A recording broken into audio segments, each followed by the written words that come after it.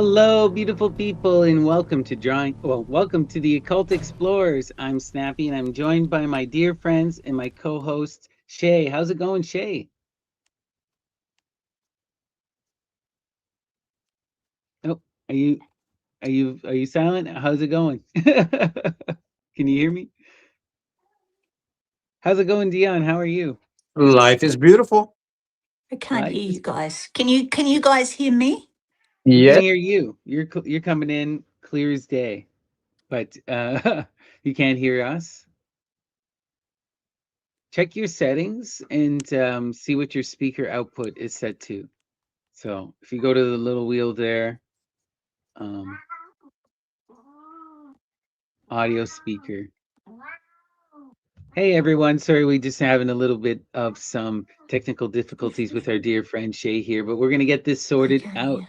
We are the Occult Explorers, so thank you guys for joining us, and we're back for part 3 of our deep dive into Italian witchcraft. How are you, Dion? How's it going? Life is beautiful. No Life audio is. on my end. No audio on your end, Oh. eh? Okay, Get down. that's so weird. Maybe try coming in, leave, coming back. I don't know. Yeah, it's usually the best way. You would click out of the stream and then try clicking back in, and it refreshes the settings. But she can't hear us, so I'll type that.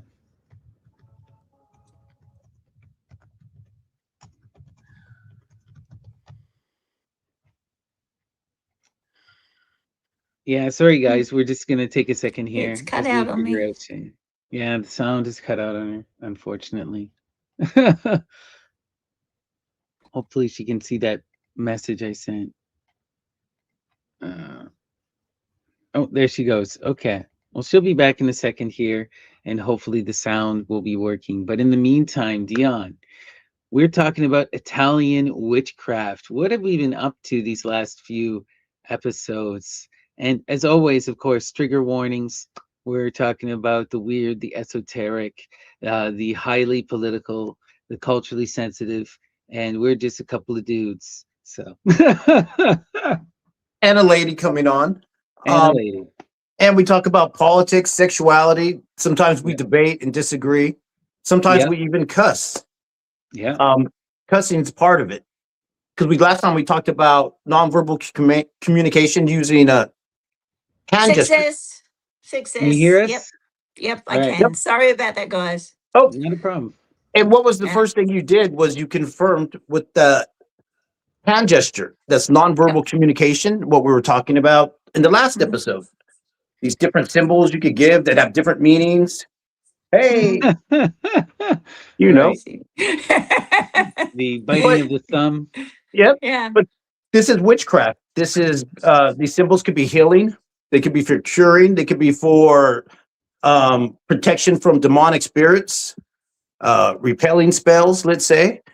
Along with that comes cussing, because I said sometimes we swear. And if we swear, that means like swearing an oath, or swearing's a bad word because bad words have power, let's say. That's where these cuss words come from. These are spells. Words of curse, right? Folk magic. Yeah, cursing. You're cursing.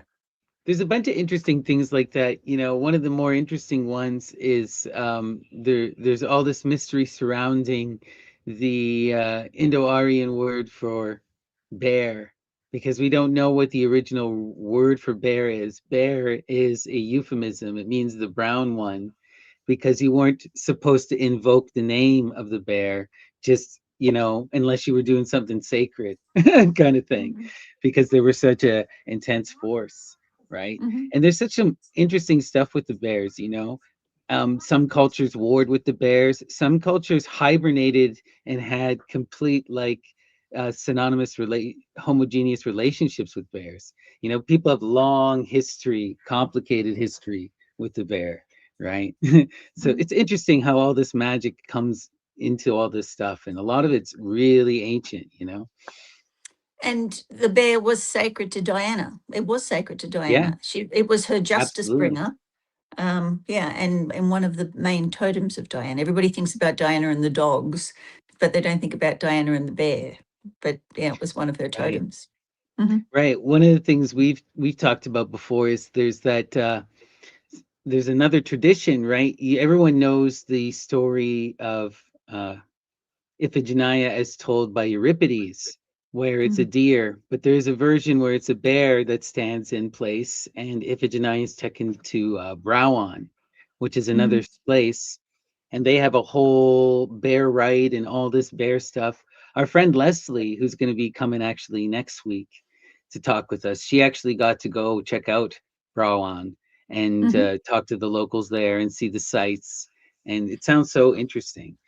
Oh, I'm excited to speak to Leslie. I think this would be lovely. I really am. Yeah, it's going to be a lot of fun. But yeah, Mm, wait, so much wild magic, Dion. mm, Mm-hmm. Yeah, the Artemis, when they do these rituals, they're games. Brawion, and it's that deals with the bear, the Arctoid rituals, where the young girls would act like bears and chase each other around. We did the episode on that a while back. Yeah, you have to become, the girl had to become the bear. Yeah, and they had to scare away Artemis. Yeah, yeah. So Because interesting. if something went wrong, especially if one of the women broke her vows, which were vows of chastity to her, the bear would be coming to find her. So becoming a bear, and there are tales of her different servants becoming bears as well. So. Mhm. I had talked to Dr. Carla about some of this stuff, and there are some of this male gaze things going on with Browon, and she actually refuted. So some of these scholars discuss how they thought it was a you have to fight off your husband type ritual, where these girls are becoming empowered in the bear in order to protect themselves from the masculine. But Dr. Carla was saying no, she went to Browon, and that's kind of all a later addition. And it has nothing to do with the husband. It just has to do with them empowering themselves. And there's no reference to the masculine at all. So I thought that was interesting. But yeah. What are we talking about today, Dion, in terms of all of this kind of witchcraft, Well, it's a continuation of the past couple episodes where personally I believe that a lot of the Italian witchcraft is informed by ancient mystery rites, Greek mystery rites, Etruscan, Plascian, Iberian, a lot of different stuff. And we got animals as well included in that, which is wolves are a big part of the story. Dogs, descending from wolves. But today we're also going to include in the wolves, we're going to include some other creatures today, some other animal totems, let's say. Your home is We're so getting beautiful. Holy, you got such an incredible view there, Shay. Yeah, well, we're getting visited by animals. We've got all the birds have come in. So while we've been talking, there's amazing, like all the rosellas, the crimson rosellas, which are actually purple and red, and yeah, it's the very rare doves. So yeah, so we're being visited, as you know, as we were talking about the language of the birds before. Right. Yeah, I reckon if I opened the door, they would come in, but that'd be a bit distracting.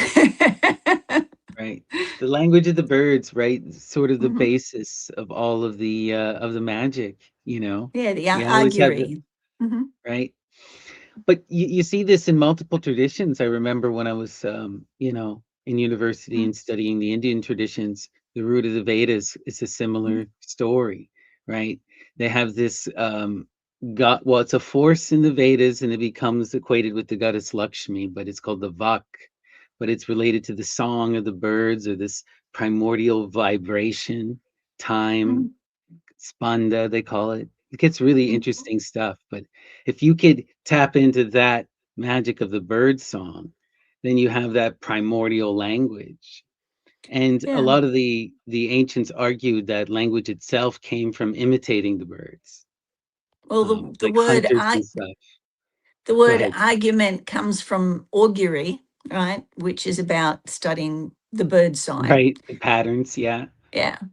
But there is a really good research being done by some Canadians at the moment on the language of crows. They reckon that outside of humans, and then cats. Birds have the largest spoken language. And so he's discovered things like if you want to tell a crow you love them, you go, and you'll have a very confused crow following you around for a while. It's so interesting, right? Yeah. Yeah. It's wild Yeah. stuff.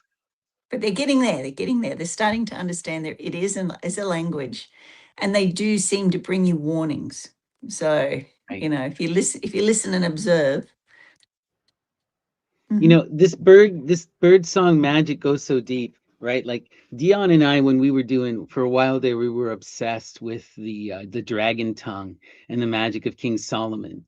And where we all found it converging was in this Song of the Birds. And where it kept taking us was the same point. So where the bird song goes to is to this goddess force called Ops, which in the ancient Greek has a variety of meanings. It means the face, the song, the voice, the word, and the eye. And it all comes into this, the gaze. You see it a lot related to the Gorgon and to Medusa. You know, her power comes from her ops. Medea, her power comes from the ops. And the birds, the power of the birds comes from the ops. So it's kind of wild that they're equating all of this as this one central magical force. And this is also where this witchcraft comes from, this seductive magic, right? Is in the ops, right? Yeah. They're a connective force. They not only connect earth and air, they connect us to nature. Right. If there's a disaster, the birds disappear.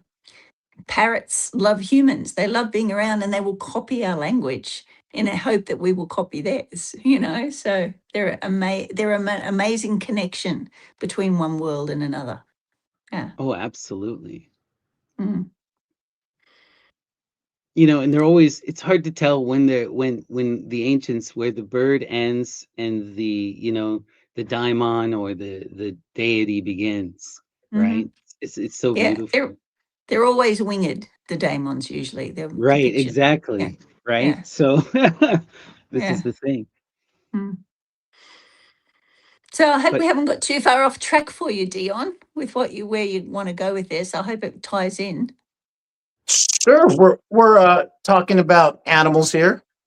That's what this is part of, relationship of humans to animals, to helping us to empower ourselves in a ritualistic fashion. That's what we'll see through some of the next images. all right, let me bring up the slide here. And this one is from last time, because I want to revisit it and get more into this. We talked about King Lycaon, Right. of Arcadia, who in a fit of hubris tried to feed Zeus human flesh. Yeah. Yeah, this is a story from the Metamorphosis. So I went and read this after our episode. And it is, what it is Zeus shows up as a stranger, declaring himself one of the gods. And then all the people start worshiping him. And then Lycaon doesn't believe this. So he decides at first that he's going to kill him in his sleep. But he then decides, wait, that's not good enough. I have this even more wild idea. I'm going to take one of the slave babies and I'm going to boil him, cut him up, and feed him to Zeus. And so that's what he says, what he does. He kills the slave kid and he goes to feed it to Zeus, but Zeus recognizes what it is and freaks out. And this is like one of the greatest of sins imaginable, right? He becomes, like we said, cursed beyond cursed. He turns him into a wolf, into a werewolf. Yeah. And furthermore, his sons, the King Lycaon, his sons go to Puglia in Italy. That's where the myth states. And so what I'd like to set up is there's a lot of interplay between ancient Greece and Italy in terms of the groves and the mythological characters and some of the traditions we'll see. And what's wild too, in that region where his sons go to set up shop after they leave, and these werewolf myths we talked about in the last episode, that's also where Pythagoras set up his secret society, or the first settlement there. Oh, where he got the cult off to the grounds was there. Mm. You know, Yeah, let's I know him. oh, Yeah. go for it. And then he moved to Crotona after that. Yeah. Yeah, and Crotona is yeah, that'll figure into the story even a little later. So let's hit the next pick. So I just wanted to bring that up from the last episode to set the stage that he was the king of Arcadia, turned into a wolf. The sons came to Italy. A lot of interplay between these different traditions. So We also right talked here, about, remember last time we talked about Evander and the goddess Themis, and they come from Arcadia, and they wind up in Rome, and they build the city of the Palladium, and they set up the cult of Pan. So wild connections again, right? yeah, and we talked about Hippolytus always and ended up at the Grove at Right. Nemi. And so And Nemi and this becomes is Verbius, yep. right? You can't leave because the horses will kill him. And we'll get more into that today. And so with this image, that has a map on it there of Italy right there. I wanted to show the little map because what we're talking about there at the tip. This is a musical score right here called Antidotum Tarantule. And it's a curative musical score from the 1600s or what, 1660. And it's a curative musical score, I said, because it's supposed to heal you of spider bites. So if you were to play this music, you could be healed of a spider bite because that was a thing. This is what we're getting into today is besides wolves in the last episode, now we're talking about spiders in this episode and the relationship with the mystery cults and witchcraft, let's say. City of Taranto. What that means is to disturb, to stir, where we get the word tarantula from. Tarantella. And what is the tarantella?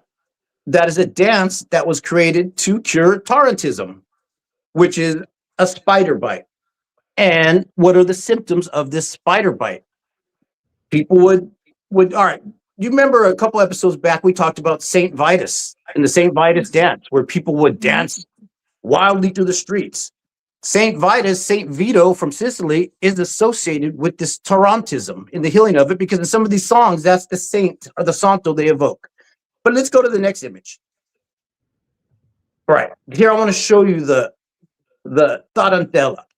So supposedly what happened, people would get bit by the spider, this type of a tarantula, the spider, and the cure was ecstatic dancing, wild dancing, the tarantula dance. And there's a lot more to this. Some of the name of the rhythm, some of the name is called La Pizacca, the bite, if I'm saying it correctly. But what people are positing is that this is ancient Bacchanala. Just like the Saint Vitus was ancient Bacchanala and this wild dancing, this could be Bacchanala as well. Let's have you guys say something about that for a second. Well, what I'm interested in is that it actually has a scientific basis, right? And they've discovered this recently. Like we've all noticed that if we give a child Tic Tacs, we'll have a child that runs around madly for a while. But why is this so? Because there's a substance in there called E1010, and E1010 is incredibly toxic. So the child is actually trying to get this toxin out of their system. If they don't, they'll get inflammation on the joints, inflammation of the brain, inflammation of different organs. And the best way for the body to process that through the lymphatic system is to move around fast, quickly. And therefore we get hyperactive children. So hyperactive children are actually trying to get rid of toxins out of their system, or some of them are, you know. So and we always used to joke it would have such a severe reaction on my youngest son. We'd give him red cordial before sports day. So he'd run really quickly. Yeah, but this is, so what they're looking at now with the Tarantella was that they were activating their lymphatic system so that the joints wouldn't swell up and they could actually excrete this poison as quickly as possible. So it's quite scientific. So, you know, what they thought was just an old wives' tale just 10 years ago. Now the old wives are starting to look pretty smart. No, that it's wild stuff, you know, and I just keep thinking about it in terms of, you know, in terms of the Bacchanalia, its relation is clearly through the ecstatic dance. And we have this constant telling of the women whose hair would go wild and they would be raging in the streets. And some of the times they'd even say be foaming at the mouth, that they would be losing, their eyes would go white into their heads, right? They would start to babble from the tongue, you know. So, some of them would throw themselves on the ground in fits of seizures or in fits of orgasm, right? So, and we see this still to this day in many of these various ecstatic religions all across the world, you know, and anyone who's done this kind of work. So this is essential part of my spiritual practice. You know, I'm a percussionist and a dancer, and Mm-hmm. I do this in order to enter into ecstatic states. And Mm-hmm. when you get into those states, you transcend time and space. You can do things. You stop. Dion, you're a drummer. You know this. When you get into the rhythm, after a while, you don't even feel the pain anymore. You could play for hours, you know, and you just are taken up by the beat, right? Mm-hmm. And that's the thing. Like, a lot of this stuff seems like it's humanly impossible, and in a sense it is, but these people are in the fits of ecstasy. They're pushed to their physical and human limit, you know. They've gone into that pure instinct. It's like a mother who's out to defend her kids. It's the same kind of wild energy, but it's now released through ecstatic song and dance, right? So really And wild stuff. yeah, sorry, Dion, did you want to say Go for it. something? No, go for it. Then I'll finish afterwards. Okay, so and again on the scientific aspect of this, you know, when I'm treating people, if they've had deep trauma, if they've had something that they can't move past, what we do is we go into a process to try and trigger catharsis, right? And catharsis is entering into an emotional state where you essentially lose control for at least 20 minutes. Because they everything in society tells them they've got to be in control, you've got to stay in control. And a lot of the trigger points for these bacchanalias, for the women, for the maenads, was injustice, was stuff that they had suppressed for such a long time. And this gives them the opportunity to let it out of their body so it stops attacking them and turns out of their mind as well. And it turns back into heat and sound energy and is released into the universe. So it's incredibly therapeutic. So you could see why these older women would go and get these younger women. Oh, you're having trouble with your husband? Come and do this with it. And then if he's been really bad, he might get torn apart as well. You know? Right. Which could be very, very therapeutic in certain circumstances. Wild stuff. Yeah. Yeah. Yeah. Cool. So you know the followers. If we're talking about, you said the maenads, those are the Bacchic followers of Dionysus. Well, these followers are called the Tarantulis. That's those are the female. They're called the brides of the saint as well. It deals with Saint Paul as well. And they have a stylized cry. It's called the crisis cry that they give out. It's isn't that Bacchic? That sounds like the Eva Yeah. cries, you know? Yeah. It's some kind of cry, and they're the bride of the Tarantulis. You know, go to the next image. And you know, there's even so I'd like to talk about this spider that they're talking about. Who is this spider that they're talking about? Oh, the spider there, that's a Lycosa, Tarantula. The tarantula, the Lycosa. What is Lycosa? The wolf spider. It is the wolf spider. Lycon again, right? Yeah. Wow. Yeah. We're talking about wolf myths, and even the spider in the Tarantella is a wolf spider at that. That's a very cute picture. He's so cute there. I love him. And what they've said is that maybe they weren't as poisonous. Yeah. As everyone would have died if you could just dance it out. It's some say it was an excuse for Bacchic mania. That's what people are positing in modern times. You would pretend, and you could do the spider bite remedy, aka the Bacchanalia, aka the symphytus dance. And that this wolf spider is also has some associations with Apollo as well. So we talked about Hippolytus in the last episode. Even now, how Hippolytus is taken to the grove to be protected from horses. Horses are not allowed in the grove there. They were even doing horse sacrifices. But when we talked about Hippolytus last week at the Grove, we also talked about wolfsbane. Remember the wolfsbane? The aconite? Yeah. Well, we're going to go deeper on this wolfsbane this week. Go to the next image. That gets into the Medea magic stuff and the poisoning of Theseus. Yep. So here it is. That's the image. So we talked about aconite, flying ointments, these poisons. Well, you can drink them in a cup, but here's Medea offering it to the king's son to poison him. She was trying to poison him, and luckily it didn't happen. But it's funny because it's wolfsbane that's in that cup.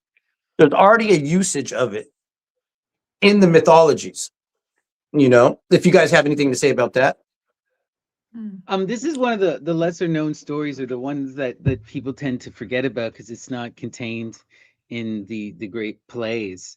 But what this is after the story of Euripides' Medea, after she leaves flees from Corinth in her magic chariot, she winds up going to Athens, and she tries to hook up with the old and ancient king there. And her idea is to kill off Theseus and to have her son become the heir. She's going to get pregnant and get her heir. But Theseus winds up returning early and disguising himself, pretending so that she doesn't see. And then he reveals the poison to his father and reveals himself. And they spoil Medea's plan, and Medea is forced to flee again. And the next time we see Medea is she's back home helping her father Aeetes reclaim his throne. Her epic is so long and has so many varying little offshoots. But yeah, this is all after the classic tale with her and Jason. She's now fully capable of her will here. So this is what she decides to try and do after she's freed. And there's irony in the story, and this is going to impact the rest of the story. One is that her own sons become poisoned. No, she poisons. So this is the trial run right here. But Hippolytus, that's his father. So this Hippolytus is his son. Yeah.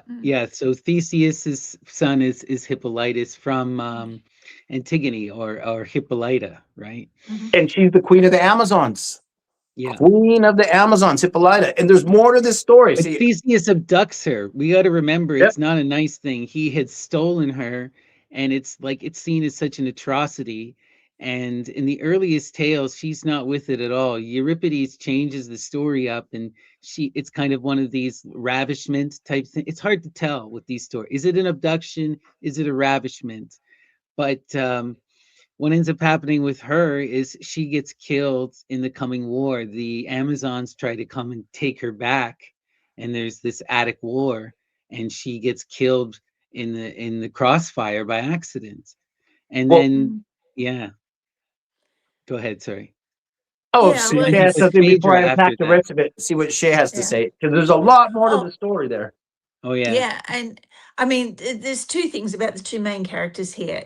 Theseus, even though he's called a Greek hero, is he really? I mean, you really struggle to find, apart from killing the Minotaur, anything that he did that really was hero-like. He's very much an anti-hero. Sure, he's a powerful man, but there's not very much that's admirable about Theseus. So in this, she is acting as the justice bringer. You might have done that, but she basically, by doing this, she's saying you're still an ass and your family is. So people demonize her, but again, she's got this Themis quality where she's bringing blind justice, even though she's offering this cup to him and it goes to the wrong one. Right? It's like the justice still happens, and sometimes the justice backfires on her as well. Right. But this wasn't aconite and all of these poisonous herbs were used medicinally. They were sleep tonics. They were atropine in the nightshade that was used for heart ailments. In the correct dose, they're therapeutic, right? But in the wrong dose, and as such, this also reflects Theseus himself. In the right dose, he's a hero. In the wrong dose, he's frigging toxic. So who's the poison here? Is it Medea or is it Theseus? And I think when you get into reading more of the Greek, you get those nuances. She's offering him the cup. What is it? Is it a cup of healing or is it a cup of justice? Right.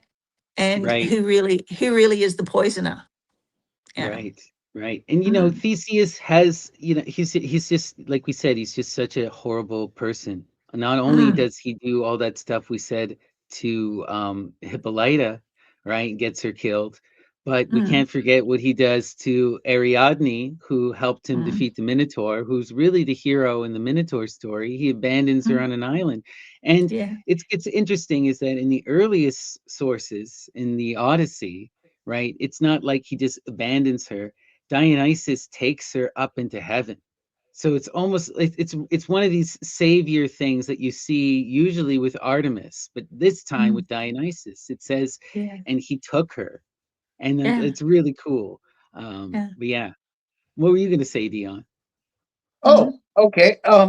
Well, Theseus has a history of doing this to women. Mm-hmm. Yeah. Not only Ariadne, who he left while she was sleeping, he does that to Antiope as well. Yeah. And then eventually he hooks up with Ariadne's sister Phaedra, which is where the story's going. This is I know. what. Yeah. Yeah, just toxic narcissism in Greek myth. The poor Phaedra, right? She gets Yeah. cursed by Aphrodite. I know. So Yeah. when Phaedra hooks up with I forgot what I was even saying there. Theseus. Mhm. On the day of their wedding, Antiope comes and starts a fight, and he kills her. Oh, in one And version? so we're Oh, talking wow. about Ariadne, her sister Phaedra, Antiope, Hippolyta. A lot of people are caught up in this toxic little family thing here. And Aphrodite, you know what she does? She curses Phaedra to fall in love with Hippolytus. So this is where I'm going with all this. So all that was to set up this, so that he falls in love with her stepson. She's cursed by Aphrodite. He rejects her. And so she falsely accuses him of rape. He writes a note accusing Theseus. And so what Theseus does is curses his son, Hippolytus. And so that's how we get those events where he's trampled by horses or taken to the grove. It's because his father curses him, because his stepmom tried to sleep with them, because she had a spell put on her by Aphrodite. And so what does she do? But again, it's still Theseus's fault because of he drove poor Hippolyta mad. Well, here's more to the story. Everything I'm saying is to set up another chain of events. So she kills herself. Phaedra kills herself. And it's how she kills herself is going to be part of the story that's part of it. And the next thing you know, even after she kills herself, Artemis comes to tell Theseus and reveals the truth at the end. Diana comes and say, hey, this is what really happened. But Phaedra hangs herself out of guilt. And the hanging is part of this. And so this is how Hippolytus ends up at the grove. And we got Phaedra's hanging. Well, let's go to the next image. And so I want to get into, and so this is it. That's them right there. And notice he's saying no to her, but he looks like Diana. Yeah. Yep. He looks like Diana. Breast exposed. Yeah. He has a breast. That's Diana. Yeah. He was dedicated to Diana. He was a dedicatee of Diana. Yeah. And that's why go for it. Oh, no. And when you go back a step, it becomes like even the gods were afraid of Aphrodite. Nobody wanted Aphrodite's curse. But when you go back beyond all of this, what you see is a conflict between Aphrodite and Diana. It's like they're kicking each other's favorite pets, and it's really sad that humans are the victim of this conflict between Diana and Aphrodite. So what it's saying is you either do one or the other. If you're a woman, right, you either follow the goddess of love or you do this. It's really hard to beat both. Yeah. And that will come up even more in the story. That's what this is all about. These feminine archetypes being played out through ancient mystery rites. Go to the next image. All right, I want to talk about arachne, because we're talking about spiders and arachnoid, and we're talking about women who hang themselves, are getting hung by goddesses, and these same elements. So if you know the myth about Arachne, she was a famous weaver. She could weave fabrics, and she weaved a quilt or a tapestry that showed the gods' flaws, and it really pissed off Athena. And more about Arachne, though, what people don't know is her father was a dyer of purple cloth. Her father was one that made the purple cloth, that is hallucinogenic cloth that we talk about, the cloth of royalty. This is another one that comes to us from Ovid, right? And in the Metamorphosis, he describes how she is famous in her own right, and like worldwide famous in her own right, to the point where that's why Athena comes down, and Athena actually challenges her. And she creates this tapestry showing all the gods and all of their glory and all the men worshiping the gods. And Arachne, being the cheeky person she is, shows what you described, the gods and all of their flaws, right? And showing them, especially, Zeus committing all these atrocities and whatnot. And Athena looks and she tries to find fault with it, She can't find fault with it. And the judges basically say, it's basically up to personal opinion because they're so similar in quality. And Athena rages, and that's when she turns her into a spider, Mm-hmm. Yeah. Yeah, it's a case of induced hubris. Athena tricks her into this act of arrogance. Yeah. And it's like induced, and then she still doesn't get what she wants. It's like later on when they go to Paris, and like, who's the most beautiful? Oh my goodness, who wants to be that judge? Whoever you say is the best, the other two are going to hate your guts. So these judges did the smart thing. They went, oh well, we can't. It's pretty even. That's high. That's a tie. Well, there's more to the story here. I'd like to totally unpack this for you. One of it is, besides we got the hanging man or the hanging woman iconography, in the tarot, that alone is its own episode of symbolic meanings, and that's part of how she turns into the spider. She's hung, but who gives her the medicine are the herbs to change her into a spider. It's Hecate. Hecate gives Athena wolfsbane. That's what turns her into the spider. Arachne is turned into a spider by hanging and giving her wolfsbane from Hecate. Yeah. It's all interconnected. The elements are there. The wolfsbane is there. The hanging is there. The spiders and the wolves and these women. Let's go to the next image. Because I was like, well, where can we find Hecate connected to spiders like that? The web. We also got to talk a bit about the weaving, though, because, the weaving is so important. This is considered like primal stuff, the height of women's magic. Well, let me say one thing real quick. She's hung by her own tapestry, ripped up to shreds by Athena, and fashions a rope of her own tapestry and hangs her by her own work. Right. It's wild, it's wild stuff. But, I just want to remind people is that this is considered like the height of skill, the height of women's magic. And in the ancient world, you got to understand this would have been, it's akin to fire. It's akin to fire. This is one of the, so when they talk about like Pandora coming, she comes as kind of like, as an attack on humanity, as this evil, but she comes with this weaving magic. One of the things that she brings with her is one of the gifts that she bestows. And this is considered akin to fire in its importance. And you just think about it from a perspective. Is there anything more useful in humanity than thread? Right? It's in everything that we do. And in ancient times, you would need people to be constantly weaving.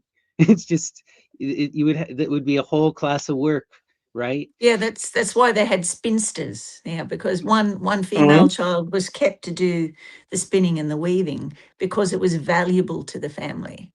But it is very much the tying of the threads of fate, right? And that's why you get this maiden mother crone image of the fates, right? Because you had the old weaver teaching the young weaver, and and the passions and the wisdom of the old are different to the impulses of the young, right? But the three of them together come together, and these make the and to it was also an acknowledgement that the woman is the weaver of the fate of the family.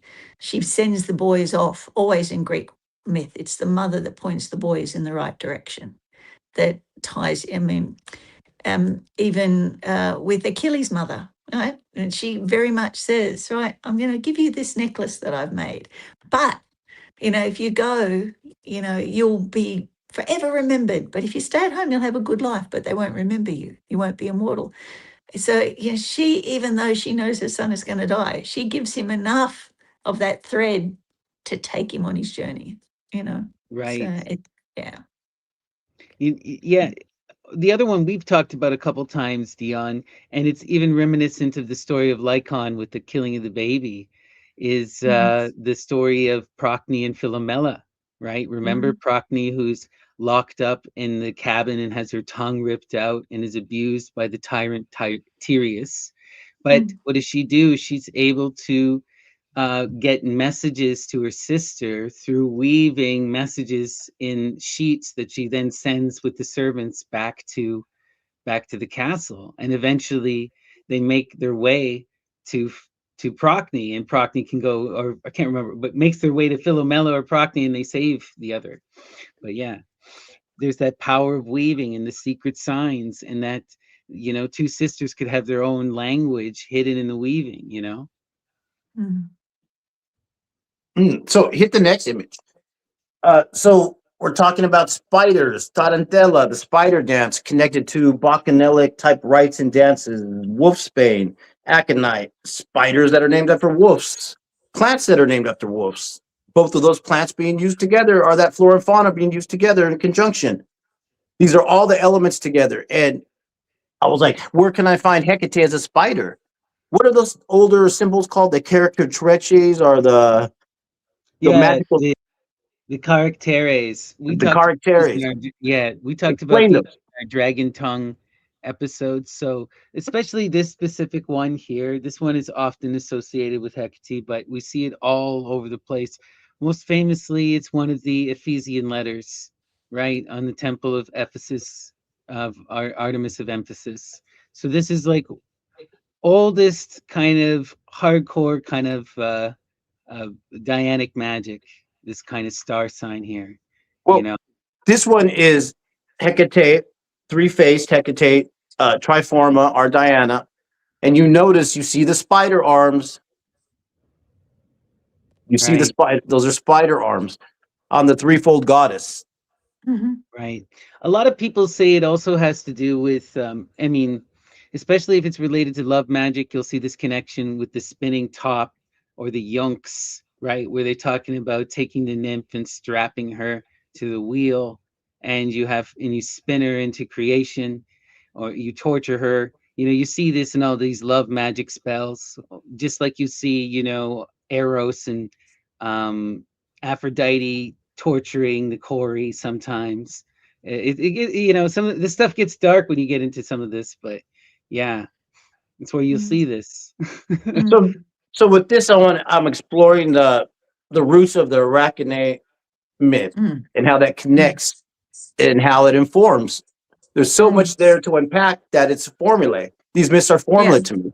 These are spider bites. These are aconites. These are all medicinal stuff as well. Or we could pack it Yeah. as astrotheology. These could be symbols for constellations in the sky. But hit the next image. Yeah. Because I only got two images left. Uh, Okay. why don't you pronounce that for me, Snappy? A panchomene, Cromene. a Yeah. panchomene. A A page. panchomene. The strangled woman, or she who hangs herself, is a term for Artemis. Artemis the Panchomene. That's whatever epitaphs for strangling herself or hanging herself. And where does it come from? There's more to this. Okay. There was a grove, and they had a statue of Artemis, Diana, and the children would go to the grove and had hubris, and they put a noose around the statue of Artemis and would talk about strangling her till the townsfolk killed these kids. Well, Apollo intervenes through an oracle and tells them, because what happened? All right, here's what happens. Artemis gives them their wrath, and none of the women can have children after that. They're infertile. So Apollo intervenes through an oracle and says, if you bury the children and give them a humble burial, and every year you give them offerings, it becomes a fertility ritual at that. The strangling of Artemis. And that's how a fertility ritual gets entwined with the strangling. So go to the next image. So this is the next image is of Diana at the grove there. Because that myth right there of the strangling and all that is connected to the grove of Aracena, or Aracia. And so you got the Arcadian grove and the Aracenian grove. And they're both connected to the same rituals. And the characters go back and forth in the mythologies, which we've talked about, as well as the rituals, because there's the hanging of Artemis rituals, or Diana, is at Nemi as well. But it got translated into, they would hang effigies from trees as part of it, as in a fertility ritual, which goes back to the hanging of Artemis. That's the same statue that I have in my front yard. It's based on that one. That's amazing. Oh, and that's the lake. If people can't tell, to the right, that's the lake right there, Nemi. Because the grove, the grove is not far away, and that grove is connected to the other grove, and the characters are interconnected. You know, and the wolves and the spiders and the bears. That image of the hangman is such a wild one in terms of all of this kind of magic, you know, because in the tarot, right, this is the primordial elemental water. It's the facing of the fear and the coming back in the flow and harmony, the changing of one's course, right? It's Odysseus strapped to the mast. It's Jesus on the cross, right? It's a death and rebirth type motif. You're supposed to kill the old self and willfully recreate the self, come into a new way of being, right? If you really follow that hangman path, it's Odin, right? Ripping out his eye and being reborn now as the wise one who can see all. So it's like that hangman stuff is really, really wild and profound, and to see it connected here, you know, it's interesting. What are your thoughts on the hangman, Shay? Well, I designed my own tarot deck, and with the hangman, I actually put the Odin myth in there rather than putting in the man being hung by the foot. So I put the Odin myth in there, and it caused so many people to get upset. And I went, well, you know, the Rider-Waite deck has been dumbed down a lot. You know, they've changed a lot in there. And when you go back to the original myths or to a Marseille deck, you can see that the imagery is actually very, very different to what it is now. But the hangman symbolizes that pause, you know, the pause that we need to reflect and go, okay, which direction am I going in? It's the time to stop, right? To regenerate. It's a regeneration card. It's not a, you know, so many people see it and go, oh, terrible. But it's actually a regeneration card. It's about, it's a sign that your intuition is working, you know. Now's the time to reflect, and are you sure you're going the right course? Do you need to make adjustments, you know? Like you're saying, So can I ask I want to ask a practical question based on that image that I just saw. This is the way my mind works, and maybe our viewers can help as well with answering this question for me. But yeah, so see how beautiful and clean that marble statue is, and yet the pediment is covered in lichen and you know, detritus that happens when it rains.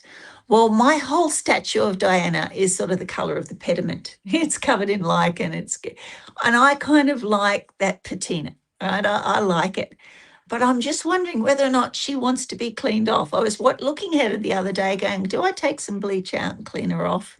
and let her be clean again? Or does she want to be surrounded by the lichen of nature? Is it a thing that marble just doesn't allow lichen to grow on it? Or do you think somebody actually cleans that statue? Almost certainly someone cleans that statue. That is in Mm, such pristine condition, and that area is wild. So that's mm, requiring dedicated love.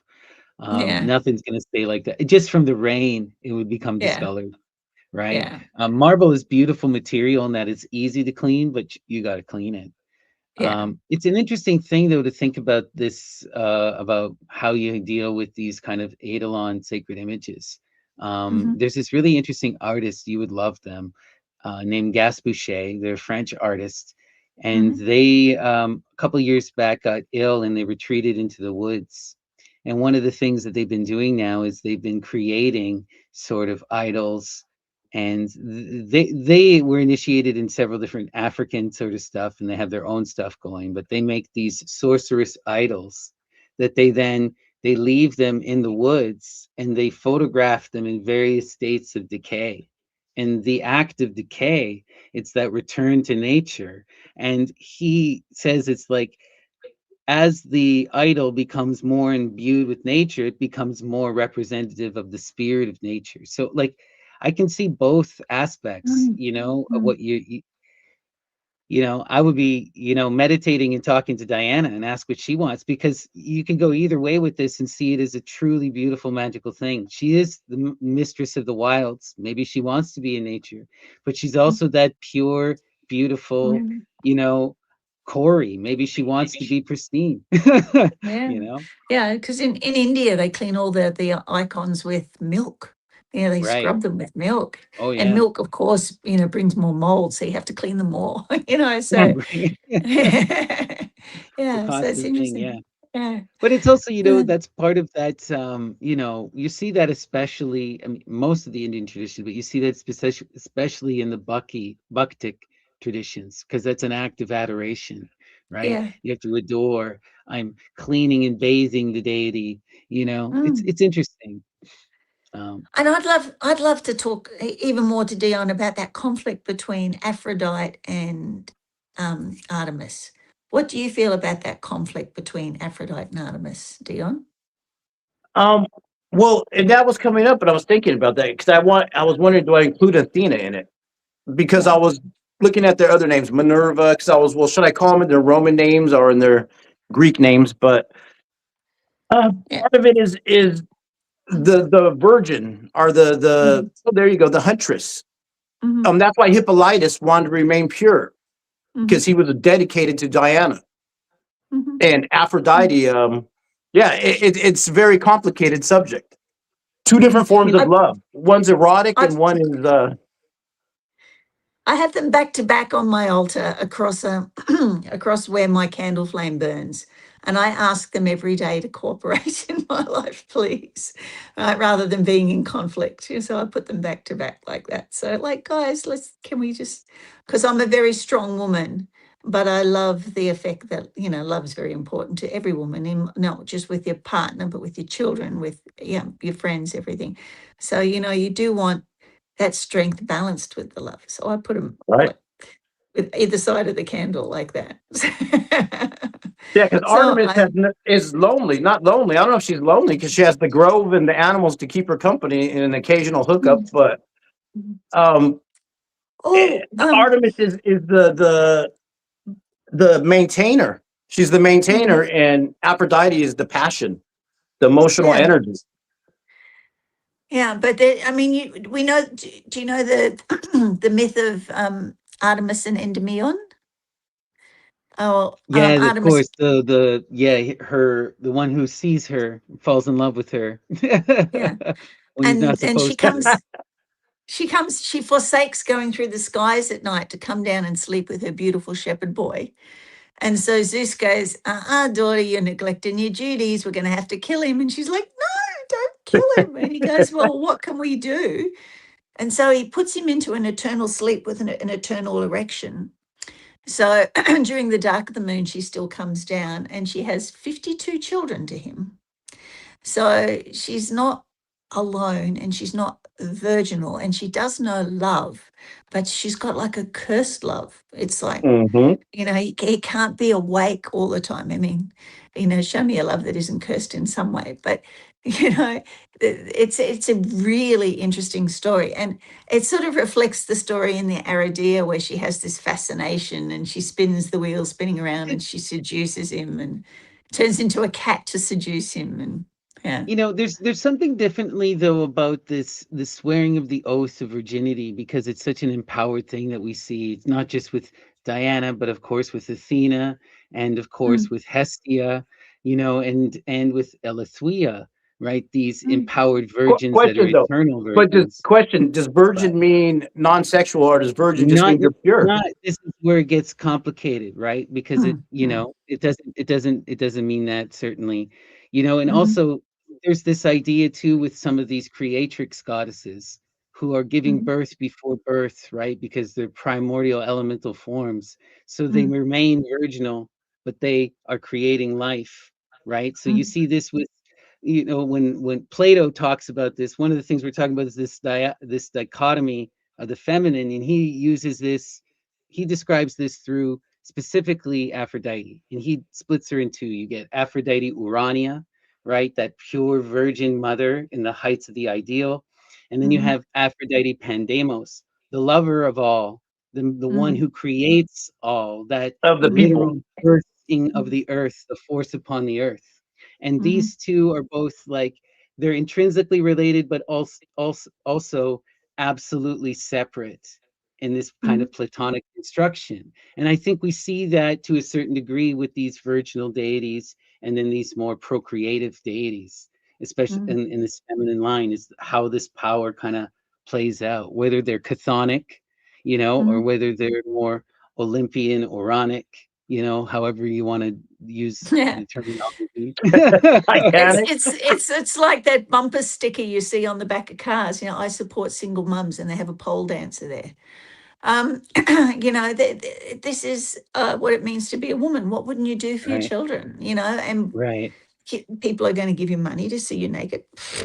You know, so it's a very easy thing for a woman to do. But still, she's that, and I see virginity as that dedication. You Mm, know, you're giving all of this energy that you would give to other people to the goddess. So, you know, because a lot of people, even in with our nuns and you know, ancient female saints, they had families, and they had families external to the church, but then they went in and dedicated themselves to one purpose.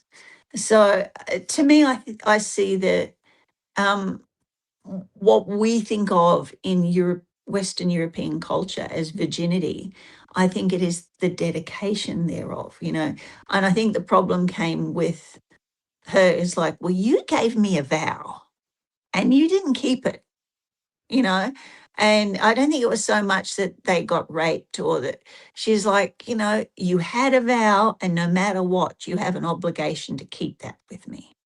Right. So, you know, you asked me things of me and I kept it. So you keep your side of the bargain.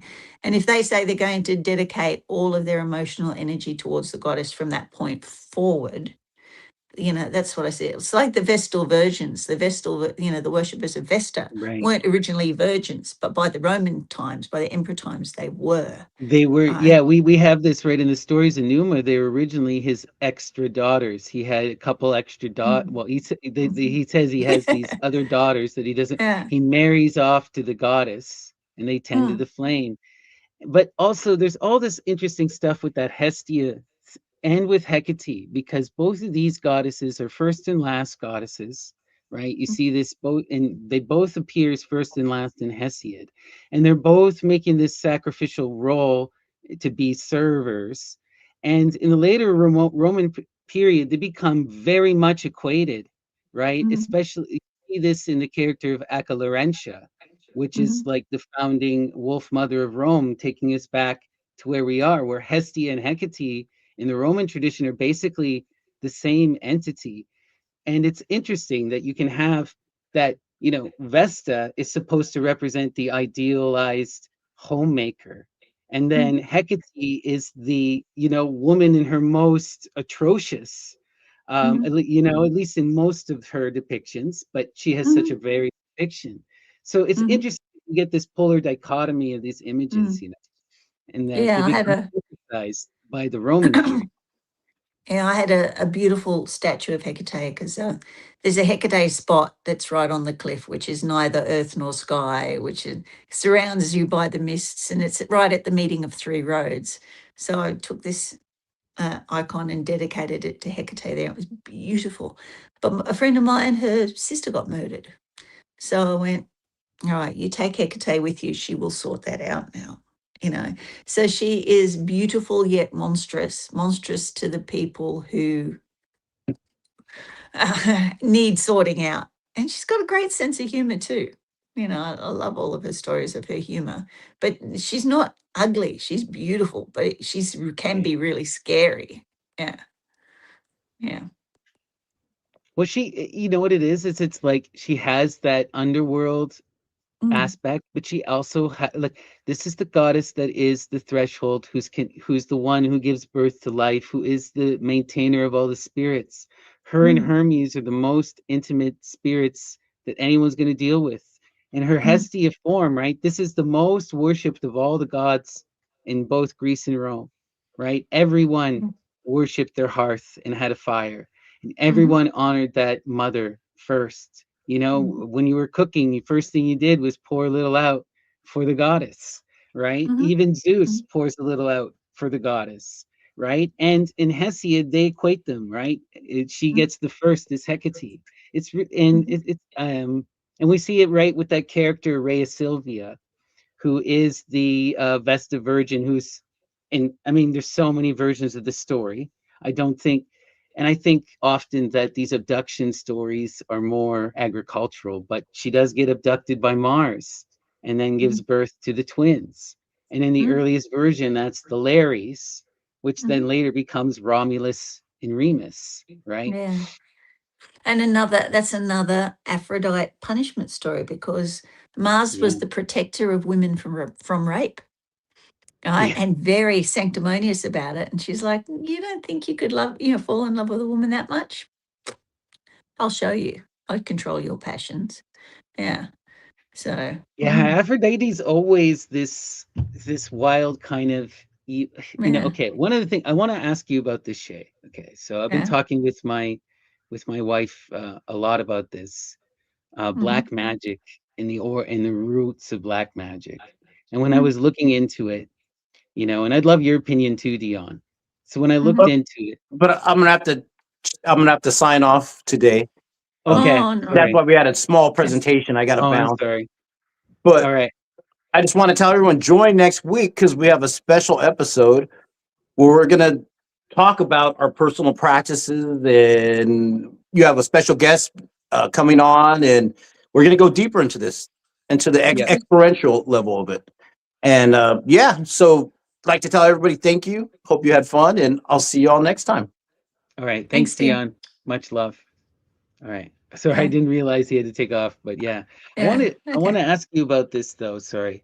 Where we were Hmm. getting in so we were talking about black magic, you know, um and we're looking for it in the earliest roots of the tradition. Now, in the earliest they don't have this concept of evil or black necessarily, but No. when you look at what is considered the worst, right, the most horrific kind of magic, and it's always subjective, but it's Hmm. always seduction magic. It's always Hmm. this Aphrodite magic. Like the I know. worst version is the Jason version. But when I was looking at it, everything went back to Pandora. And Hmm. in the earliest stories about Pandora, she's a curse on all mankind. They're Hmm. cursed with that seduction magic. They're all going to have Hmm. to fall in love with her, and she's ultimately always going to abuse us. Is the Hmm. idea? What are Hmm. your thoughts on like love magic, black magic, and this kind of Hmm. things? Oh, And the just a, just a, women, a just a little question there. right? Yeah, yeah, I know. Well, this is what I've been pondering for the last couple days. It's been driving No, me it's a wild. really, really good question. It Right? really is. And I get asked about the black magic thing a lot, right? Because I'm in the media a lot over here for being witchy and all that stuff. I've written a lot of books about it. The quick throwaway answer I give to the media is magic doesn't come in colours. Right? It's magic. And there's strong magic and there's weak magic. And there is magic that you use for strong purposes, and there's magic that you use for weak purposes. If you're on the receiving end of strong magic, you're not going to like it, right? If it's justice magic, and you're going to call it black, right? But is it? To the other person, it's justice, right? Which is pure. All right. So, and this is why so many people worshipped Hecate, because she was, she was a Themis archetype. She was a justice goddess. And where magic has sprung from is from that point where people feel powerless on this aspect to receive justice. And so if they are physically weaker, they can tap into this spiritual power that can match the force that comes against them, right? And it evens the scale, right? Right. Men traditionally have found powerful women terrifying because they are used to using their force and, the whole might make right thing. And look, I have beautiful men in my life, and I'm not saying anything negative about my beautiful men. Of course. Right? Of course. But we're talking generally archetypal history. Archetypes, of course. Yeah. But what a woman has is this indefinable quality that's unconquerable. It's like what we didn't get to mention with Dion is in every image he showed us just about, the web has 8, right? 8 strands, 8 threads. The spider 8 has 8 directions. legs. Yeah, there's 8 legs. It's the wheel of the year. What are we going to do? Where are we going to turn this energy? What energy are we using this for? Right? Because you can go in one of any of the 8 ways. Right. So, this weaving of fate is reflected in so many things. It's even through to the I Ching in China, right? But with regard to love magic, the thing that comes up the most when we talk about black magic is coercive love magic. I'm going to usurping of the force. will. Yeah, I'm going to force this person to love me. Okay. When we go into the glamour industry, they teach you how to be charming, right? And how to be attractive. All 3 of those words come from magic. So when a woman puts on makeup, she wears a beautiful dress and she goes out to be attractive in order to seduce the heart of a man. That's coercive love magic. Well, this is what I was getting into with my partner, is that we were going, okay, so at first we're looking at, okay, so what is the traditions called black magic? Well, it comes into this kind of seductive magic. And then we're looking at, wait, this is, I can see where this becomes really, really evil, right? Like for Jason and Medea. But we can also see where this is a satire used to denigrate women. And you see these men use it to because this is an excuse, but you do see this constant theme of these men who claim that they have lost their will entirely and they have become seduced by that feminine power, and so it's like, but this that black magic is such a fine, we need to get rid of this idea of evil and start to look at that seductive magic. It's not all evil. It's how you use it. It's a channeling force of nature. You've got to understand that this Aphrodite is the trick that nature plays upon us to make sure that nature continues. Right. It is the driving force of nature, right? If there is no sex, there is no life, right? Life comes from sex, guys, and sex comes from that driving force, that seductive force, all right? Whether you're a spider, an amoeba, it happens. But this is where, and I think all the Greek myths are trying to teach us this. If you are, it's about, the apotheosis, they're showing you what the divine side and what the less than human side, the animal side of our nature is. If a woman uses this seductive power wonderfully, she will deify herself. But if she gets caught up in jealousy, spite, viciousness, control, nastiness, then she's gone down to that less than divine side. If a man sees this force of attraction, I mean, and the whole of chivalry was based on this, using that force of attraction to drive the higher nature of the man. If that is driven, if he is inspired, sees the muse in the woman, if he sees the goddess, if he's driven to those higher spots, then what is black magic suddenly becomes divine magic. Right. That It's Eros is beautiful, right? Yeah, and people that use these excuses, whether it's in a religion, a woman should be covered because she's going to seduce a man. Well, freaking the man should take responsibility for himself. Absolutely. And the woman, if she seduces a man and the relationship goes wrong, is she going to do a Medea on him? Should she? you know, or are we going to do an Ariadne and get elevated to the divine? Right. So it's where you take these forces of nature. Where will you take that? It's like having electricity. Sure, you can plug that into an electric chair and kill somebody, or you can light your house. You can run a heart machine to save a life. Are we going to ban electricity? Because, I mean, what's his name that ran the company GE? He actually wanted to ban electricity because Tesla was getting more successful than what he was. Should we have Right. banned electricity? Can you imagine we'd still be in a backward society if we didn't have electromagnetism? But we can choose to use it. It's the way we use it, not It's the way what we color. use it. This makes me think of like we had, you brought up the strength card, and it also makes me think about talks we've had in the past about the Goetia and necromancy, Christian necromancy, because the strength card is something I've always been really interested in. It's one of the most wild cards. When you look at the earliest images, you get a duality of form. You have both Heracles, the man ripping apart the lion, and you have this image of him ripping apart the lion. And then we also have the Virgo holding the lion and pulling the thorn from the paw, right? Two ways to approach this. And then we've had these talks about the Goetia. My initial response was one of just disgust with the Goetia, because I'm seeing all this Heracles stuff. You got to be bound by the name of Yahweh. And then you were like, yeah, but you don't necessarily have to bind anyone, and we see that you can reinterpret and engage this, and we can look at it from a different type of perspective, like more, you see this throughout all the various African traditions, a lot of various traditions where you have a more positive friend relationship with the spirits, more like the Virgo, right? Yeah, absolutely. And you become their friend, they'll do anything for you.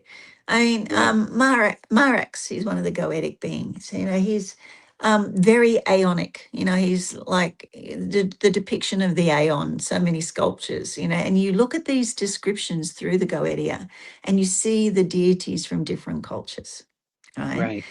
Turned into demons because they're seen through a Christian filter in the Goetia.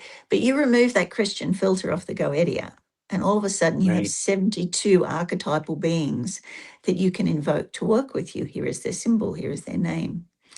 What's interesting about the Goetia is it does seem to be where we get the Veve from in voodoo. It looks like the Haitians got some of the grimoires that were in the plantations. And they went, I read a lot about this, because there's even some speculation that the Norse may have made it to West Africa. And, the Norse have I'm trying to remember what they're called, but they also have a similar type of Veve type symbol. But there's certainly this, the French connection to the Haitian culture is so deep, and that Martinist occultist stuff took off in Haiti since, the beginning of colonization. So it's you're a certainly slave. there. You're a slave. You want Yeah. empowerment. All right. You Oh go my to the goodness. black side. Yeah. Well, it's not black, but the No, but master's got a that's where yeah, you like yeah. it's the same thing we see in India. So one of the wild things I remember in my first year when I was studying a lot of this story, looking at Kali, right?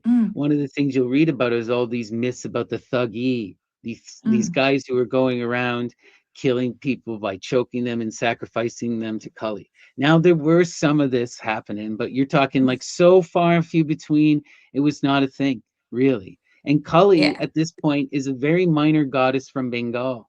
But the Yeah. British make such a massive deal out of this. Yeah, but They it start was, running petty dreadfuls about it, you know?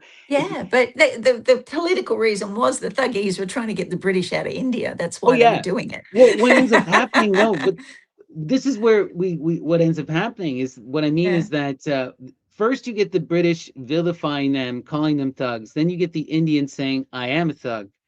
Yeah. Now we're going to worship Kali, and Kali becomes that force of decolonization. So they Yeah. wind up creating the thing that they were afraid of. It didn't really Yeah. exist before they got involved. There It is some. existed, but not in a huge way, right? I'll find you. I'll find this. There are several verses in the Rig Veda where the Brahma, Vishnu, and Shiva come together, and they were having their argument about who's the most powerful, and they each do their thing, and then they meet the mother, the Dark Mother, right? And it's Yeah, Kali, and they all bow down we and get worship her. that gets more into Shakti and those, Yeah, Kali yeah. No, specifically is she's kind of like a Bengali deity. yeah, Um, yeah. Oh, it's and the yeah. other thing with Kali is that there's in India there's Kali and Kali, right? And Mhm. and in the West, because of an accent over the A, we conflate the two. And Kali is actually a male god of confusion, destruction, gambling, end of things. And it's the Kali Yuga that we're moving towards, not the Kali Yuga. Right. Um, but Kali was that unrequited female energy that needed to be calmed down. That female that goes berserk, right? Yeah. And it's reflected in even Krishna. Krishna ends up becoming a form of Kali in some of the Krishna writings. Yeah, But it's the it's nature at its most wild, right? yeah, The nature at yeah, its most empowered that'll destroy everything, you know. yeah. Um, but it is this kind of thing that was like this specific kind of iconography that we see here Mm. was pretty limited to a small area before British involvement. You Um, see it yeah, in stories and stuff, but it becomes this nationalizing image because of that whole thuggy stuff. But yeah, but Shakti is everywhere. The Great Mother, like Bhairava, mhm, or various Durga, various forms of her all over, you know. mm, But the yeah. Shakti She's lovely. tradition has always been so popular in Mm, Bengal. But it was so interesting is that yeah, one of yeah, these things she where you try to stop something and you just make it so much bigger, you Yeah, know. she's definitely bigger than Bengal. I mean, and Well, now there's for so sure. many.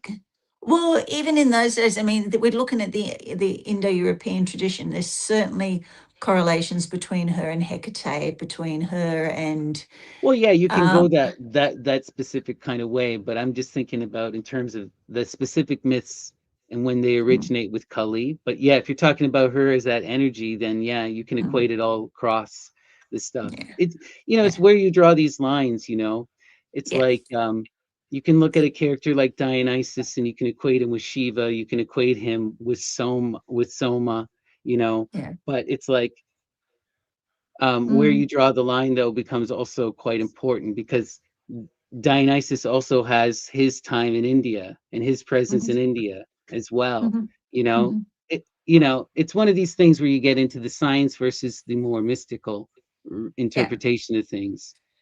But she does seem to show up by name in some ancient texts. So it's almost like, did she exist before Bengal, and did she just become a popular Bengali goddess, right? Or are we looking at something older from these texts that's sort of been lost everywhere else except Bengal?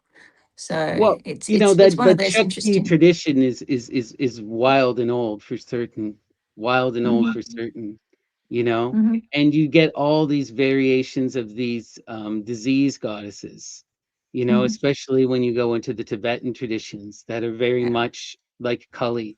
They might mhm. as well be the same Yeah, well, energy, they but in are. a different, yeah, but in a They different are. They cultural are as context. They are Yeah. aspects or servants of a Chamunda and things like that, are servants and aspects Yeah, of. it's just that this specific one now and from Mhm. Bengal became the dominant one that everyone focuses on, Mhm. which is interesting because that Mhm. was the one the British singled out.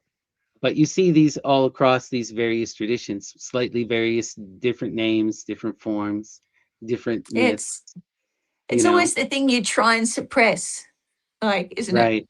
If you try and Yeah, suppress something, yeah, it's going to gain popularity. You are making that's the it, you're thing. giving it energy and attention without even realizing it. So, Yeah, yeah, we create our but monsters, right? my personal experience with Kali is that she is the protective mother. That's why she's Oh central on yeah, my for altar. sure. I did have a situation where I needed my eldest son rescued, and nothing else worked. Right. And so I did this ceremony. I appealed to Kali, the mother, and you could literally feel something jump out of the ritual that we were performing. And um, within a month, the person that had kidnapped him was sick and he was in hospital, nearly dead. And that's how they found my son, because they found him because of the hospital records. So, yeah. So, and it happened so quickly. Everything happened so quickly after I invoked her. So, my boys now know her as the protector, their protector. So she is the protector of the family. She is Kalima. And everybody forget that it's not Kali, it's Kalima. It's actually a 2-word name for the deity. She's not Kali the destroyer, she's Kali the mother.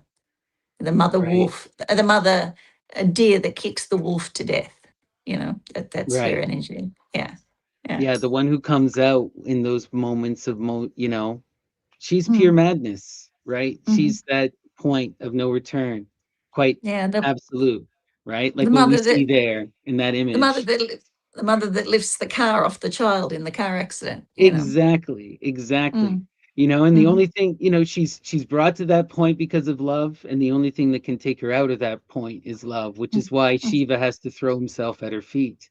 mm, That's wake up, wake up, mm. and that's why you get that transcendent moment right there. So I had a friend who wrote a play that I Mm, know, and he put in this play that question, the original question, "What is black magic?"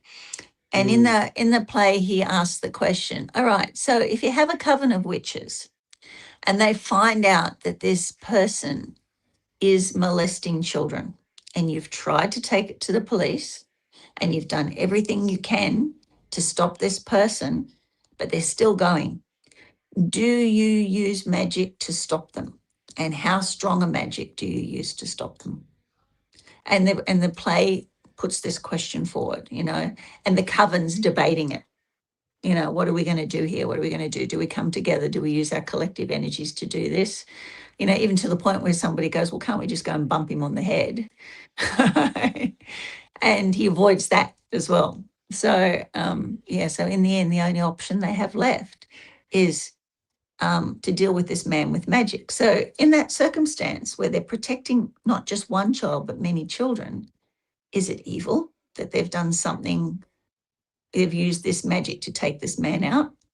You know, no, it's not. I mean, show me any person that if they saw a decent person, any decent person that wouldn't stand up if they saw a child being abused. You know, right, yeah. So it's always a question to me about the magic of what you use it for. What's the moral? right. What's the ethics? And all the myths and legends are about that. If you drop to low nature, the gods are going to play with you, right? They But will this kick is you around. this is one of those things that I, I'm starting up a book club because I got to start to walk people through some of the sources and stuff. Mm, Like the dramatic irony in the Medea story. A lot of people are missing the dramatic irony because like mm, constantly you see the same thing happens and happens again. Medea does something absolutely horrific and nearly unimaginable. And Jason mm, is in an absolute shock going, how could you do this? Meanwhile, if you just went back 3, 4 lines, Jason is like, I need you to do this, get me out of here. I need you to do this, save me from this. I need you to do this, punish these people for me. And then every single time he goes, but how could you do something so awful? What made you think of this? And Medea's just left going there, but this is what you asked for. You know, like the one that always comes to mind for me is like, we're going to be overtaken by the ships. We're going to be stopped by your family. How do we stop it? This isn't possible. And she goes, I can stop it. Are you sure you want me to stop? You want me to get us away? And he says, okay. And so she takes her baby brother and rips him apart and casts him in the ocean. And he's just left there like completely flabbergasted, but it absolutely works, right? You know, her father is left picking up the pieces and they are able to escape. But, you know, this is that thing. But yeah, I mean, you've got to remember too that in that time, death wasn't a stranger to anybody. You know, Yeah. it was, you know, these were soldiers that went into cities and constantly killed children, you know, and yet he's shocked by the death of one child, or he's shocked by the death of his own children. You know, yeah, I mean, it's that strength versus magic thing. You know, it's okay for him to be a soldier and be pardoned by society for doing this. But if she does it because, you know, he's destroyed the family, well, if he's destroyed the family and the kids are going to, and these boys are going to turn out to be exactly like you, oh my God, I'm not doing that to another woman, you know? So, Right. you know, so it's two different kinds of strength. And we're seeing this one as shocking because a woman shouldn't do that.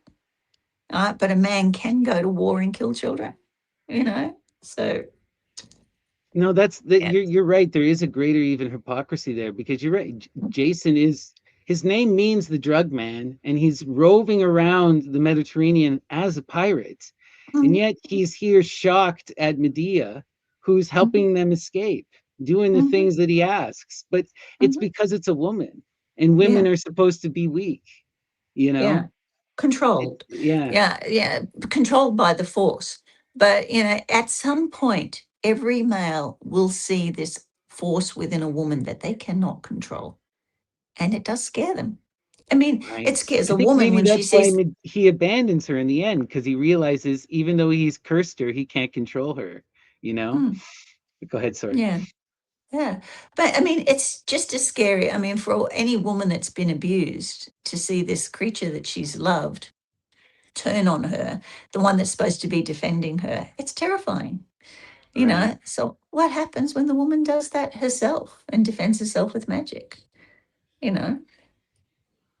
Yeah. So, you know, This is the force. thing. Magic is often also the people who are the most vulnerable. Mm, It's people who go to magic are the ones who have no other place to turn to. They're going there out of desperation more often than not, sometimes, you know? sometimes. But you've also got to remember about magic that if you haven't filled up the jug when you need a drink of water, there's nothing Mm, there.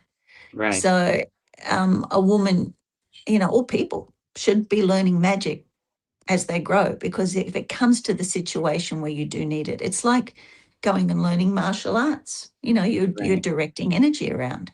You know, also you should be learning about this aspect that scientifically is being validated more and more and more with more research, that we can actually weave our fate, that we can make nature move according to our will if we have that relationship with them. You know, you know, we might be lucky and say a prayer and get a result.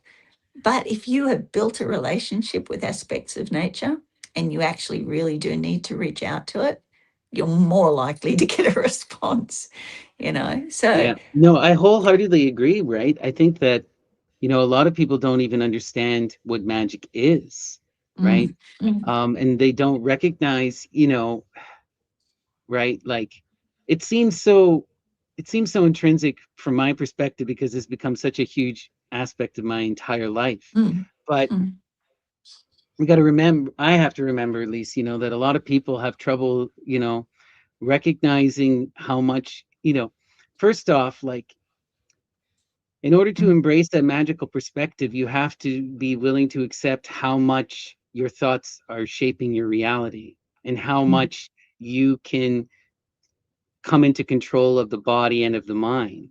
And so many people are just completely unaware of that entire prospect, right? Mhm. So we, magic in its sort of most basic understanding is, shaping reality through the force of will or Mhm. imagination, right? Mhm. And the magus is the one who takes control of their perspective and weaves Mhm. their personal story, you Yeah. know. But so many of us are caught up in ideas, images, Mhm. politics, religion, gender, things that are placed upon us. What's my identity? Rather than in that Mm. magical perspective of what am I doing with my life and who am I becoming, you know? Yeah, and religions that teach you that you should be a slave and a sheep, and you need a shepherd, and you can't make a decision for Right. yourself. And you They know, close your mind. yeah. So think about it.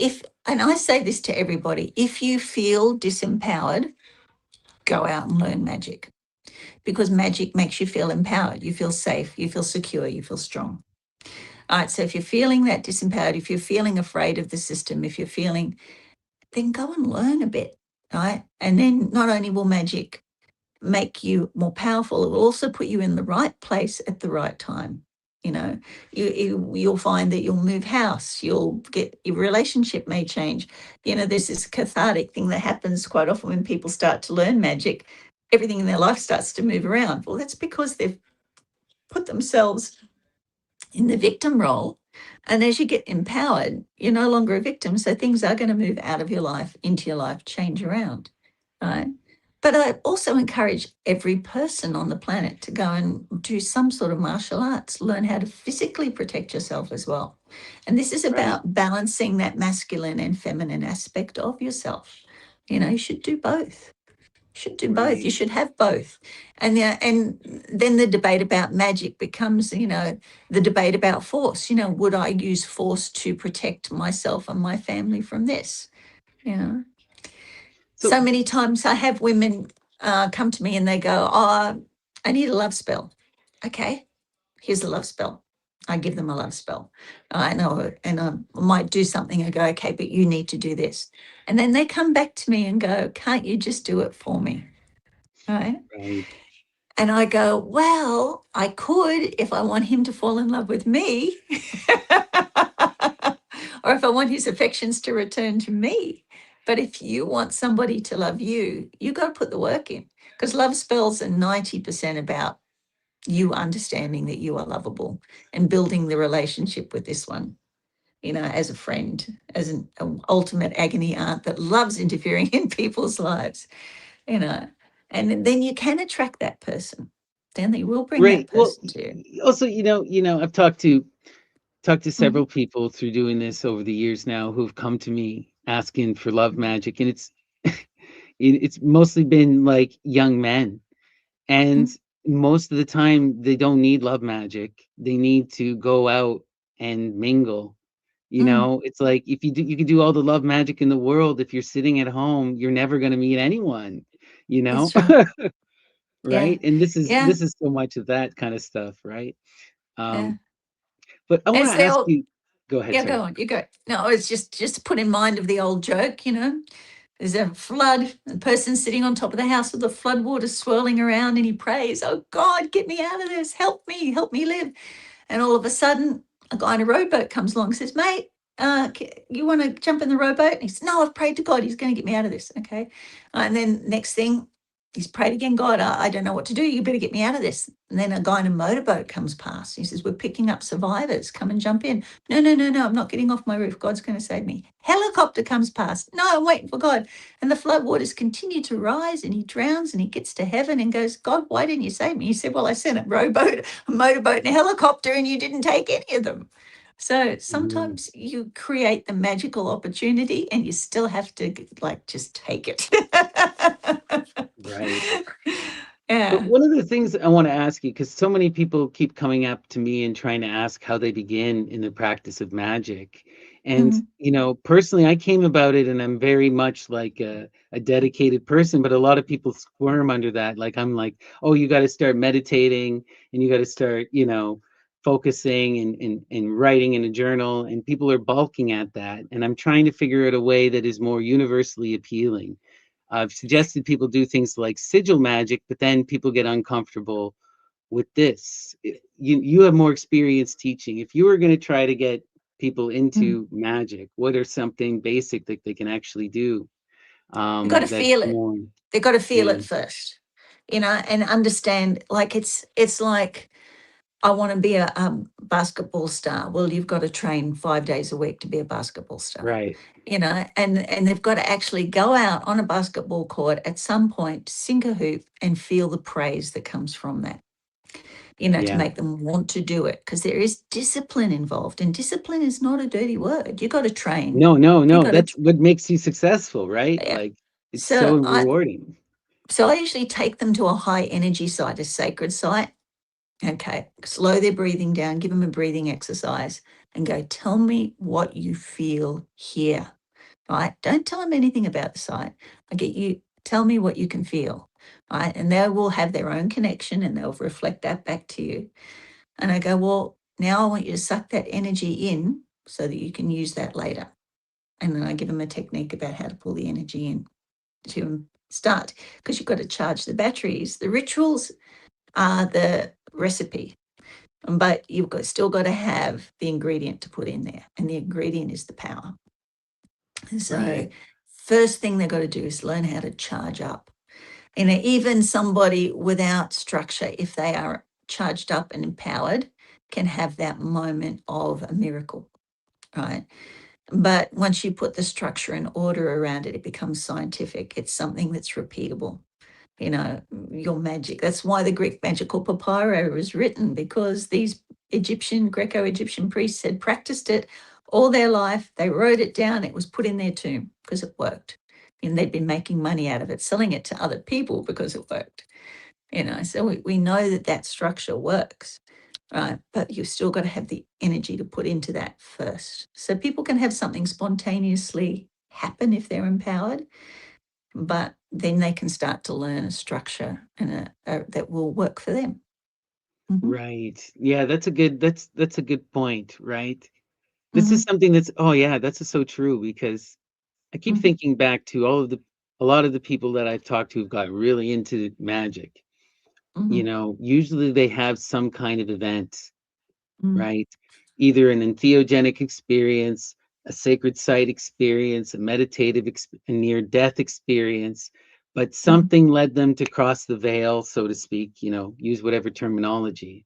And Mm-hmm. now their perspective is totally expanded and they can't see the world the same, you Mm-hmm. know?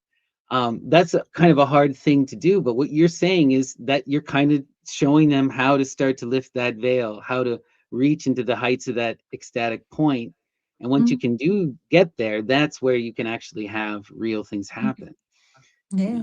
Not everybody in ancient Greece practiced magic, but just about Right. everybody went and did the mysteries. Right. They're all dancing and singing and they're getting into Yeah. those ecstatic states. Yeah. Yeah. So, and they would feel it. And then once you felt it and you know it works, it can work because it's so powerful, you felt it. Then you want to know, okay, what else can I do with this? What else? I need to know what to do with this now because I've got some. Yeah. Right. And then Yeah. And what then would you there's tell? so many different traditions that a person can find a tradition. It's like finding a recipe book you like. Mhm. Right. So there's so many different traditions, but we're using the same energy. Right. You and I both love the ancient Greek traditions, and we put other traditions with that because we can see the correlation. And once you Right. start using any tradition, you'll start to see the correlations, and other traditions will come together.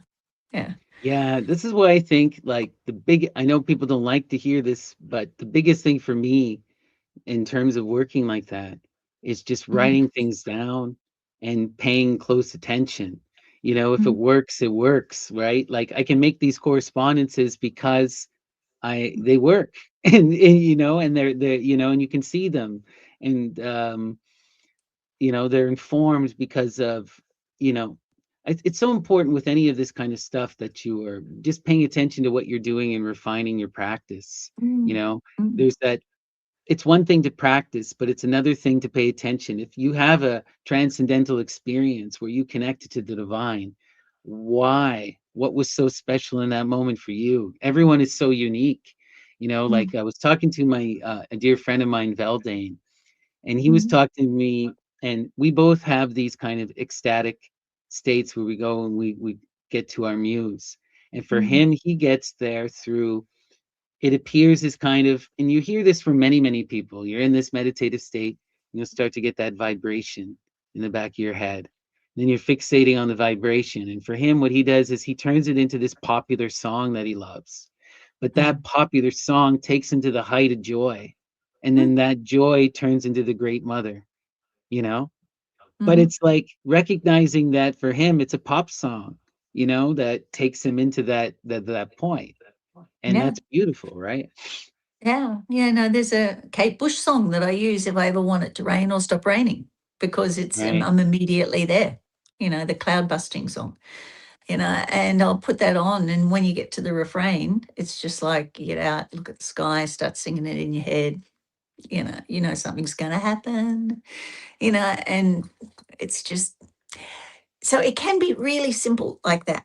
I mean, my particular magic journey, I got the Key of Solomon. That's where I started, where most people finish. And but even before that, like I was listening to Magdalena with your interview with her, and I really felt I can relate to her story.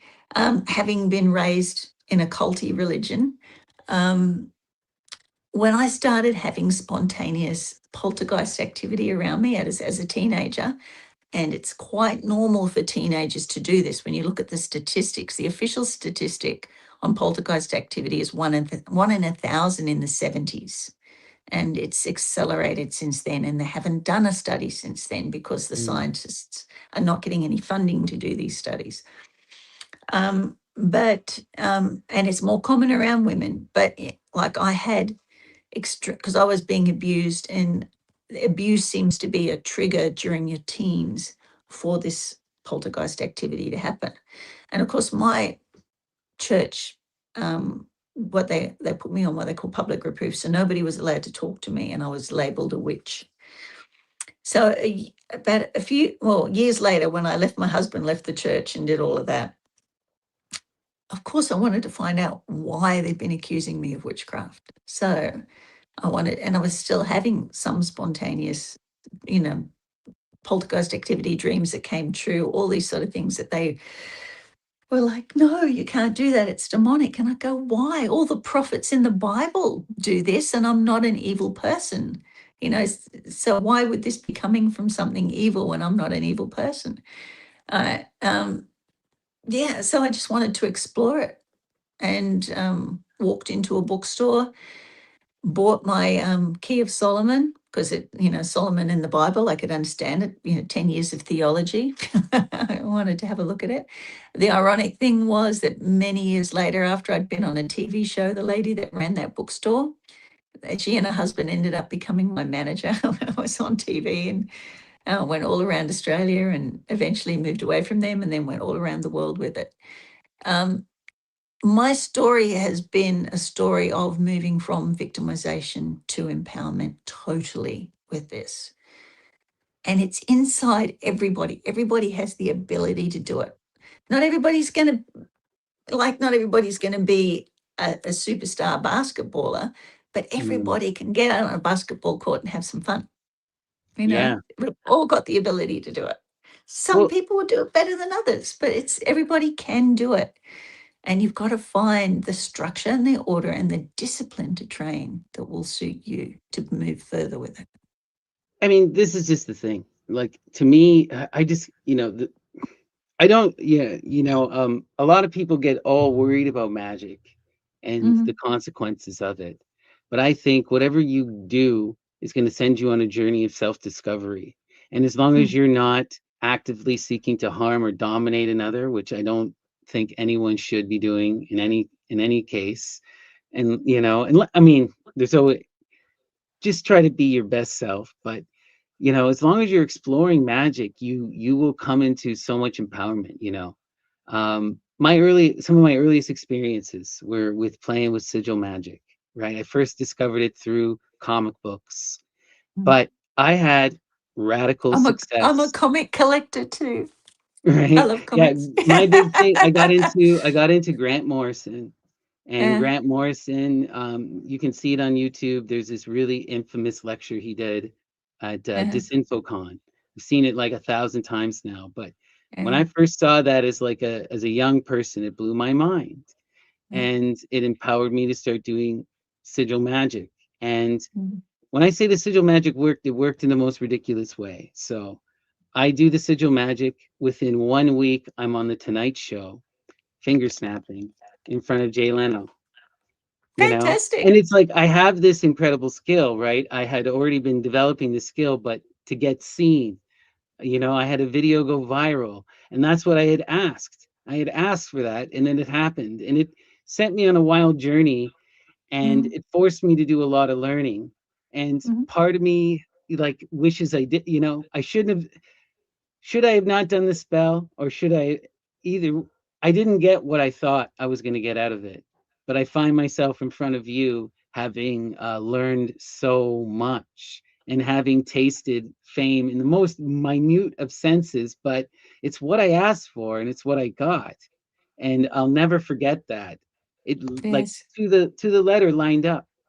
Yeah. And magic doesn't always work that way, but sometimes it literally works that way. Like you brought up the Madalena interview, and I love this story. You just hit my heart. I'm just so happy for you. I really yeah, am. yeah, yep.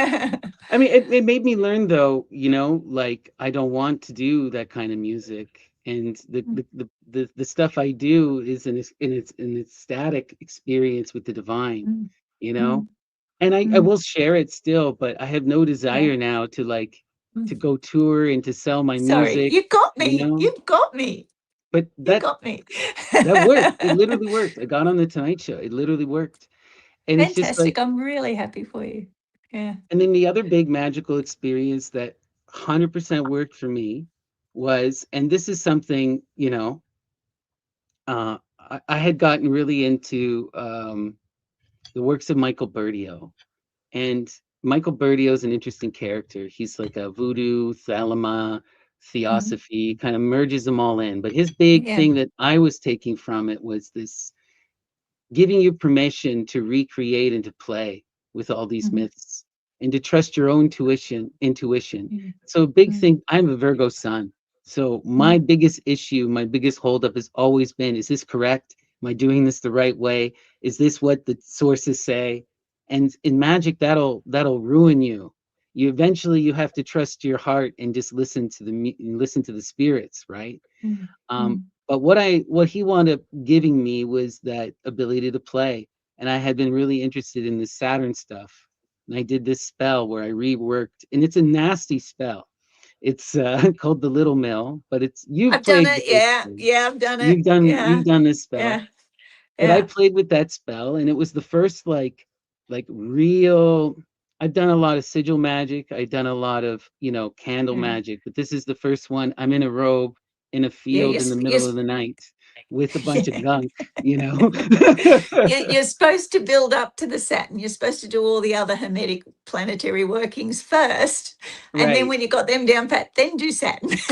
Yeah, I know. I started with Saturn. I threw myself in the deep end. Of course you did. Yeah. You know. Well, I was all upset because like at this point in my life, I was met. You will understand because you were in this. I was in a My cult for most of my life was the cult of purity and the cult Mm, of judgment, where mm, every form of religion that I was in for most of my life was really about this. What is the good thing? What is the real law? How do I be the good little person to get the yeah. reward? And Mhm, I had to have that reality shattered for me, you yeah. know, in the harshest of ways, because those people get hurt who are in that mindset, you Mm. know. If you don't And there protect was, it's yourself, you an, do. yeah, I had to learn how to become the emperor in my own life, how to Mhm, create my own vision and to take my own charge of reality. But for so mhm, long, I was looking to everyone else, what is good, what is right, and expecting to find that rightness. And so I spent most of my life in extreme denial. Like I was obsessed with, I got into this stuff called straight edge, and I got into veganism, and I got it, and I wouldn't even like watch TV, just like I was always reading all the time, and I was holier than thou asshole, you know. Um, and eventually, what Then- happened was I recognized that I was the asshole, and then Mhm. and that all of this was nonsensical, you know, and I had to Mhm. confront that. And so one of the big things that I had to do was I had to go find the evil. So the big thing for me, okay, well, what's evil in the Western tradition? What's the greatest evil in the Western tradition? And I didn't know it was the muse at the time, but I kept thinking about this, and it led me to Saturn. And Mhm. then what Saturn became, though, was the Great Mother. You can't have Saturn without Mother Rhea. They're two sides of the same coin. And Yeah, the so feminine that aspect. Yeah. eventually, Yeah. eventually it took me into the most beautiful thing and led me to where I am today Mm. completely, Mm. but at that moment I was like, I need to experience this thing. And so Mm. I was on this. Also, I like the idea of Saturn because it's the god of wisdom. And Yeah. I felt I needed a Time. harsh daddy to come and beat me into shape, because Mhm. I was still caught up in this purity nonsense, you know. Mhm. And I thought that was what Saturn would be, and it's not what they are either, Yeah. And he's also the god of time. And I mean, you Right. look so youthful. And Yeah. I'm just wondering because I know I've noticed this effect on quite a few people that have done Saturn workings with me. Time can get to a point where it really slows down physically Right. for you. Do Right. you feel like you look a lot younger than what Oh you yeah. are? Yeah. I'm healthier Yeah. than That's everyone. the side effect of Saturn. People don't realize that. I Yeah. mean, it also Yeah. isolated me for a long time, which was really, really hard. Hmm. Like this, the Saturn magic is complicated. It's Mm. complicated, but it led me to a lot of empowerment and knowledge. I did Mm. that little mill spill, but I had kind of twisted it so that I could ask a question, so I could ask for a teacher. And I did, I changed all, I used fertilizer, and I had a pork bone, like a rib bone that I just used, and I made a heart out of cat hair instead of using a cat's heart. And I had all these other No, things that I perfect. did, That's what you you do. know? And there's actually a herb called cat's heart. So we made it. Did the same thing. I got my cat's brushings. Right. There you go. Okay. This was And my put the bright herb in idea. there. Yeah. This was my bright Yeah. idea. I didn't do it is because it's so, when you read the actual spell, it's like taking a Mhm. dead cat's heart, and like, no way am I doing that. So Mm. I took a bunch of their hair, rolled it into a ball, and like, this is the cat's heart. Yeah, you can felt it into a heart. You can actually felt it and make a Exactly. heart. But I put the Exactly. herb in there as well. So that the herb cat's heart was in there as well. Yeah. And I had Hmm. fertilizer, and like it smelled all sulfurous and whatnot. And then I did that little mill, I shook it, and I felt so ridiculous. I felt so ridiculous. I was out in the middle of the night in this field by myself, in this big robe with my head shaved in the garb of a priest of Isis. And nothing happened. I didn't shave my head. Well, at the time I was into the shaving of the head, so it wasn't even really a big deal for me. I just got up Yeah. and did it, Yeah. It happened to coincide with the way I was looking, so it worked Yeah. out fine. But Yeah. yeah, I did that.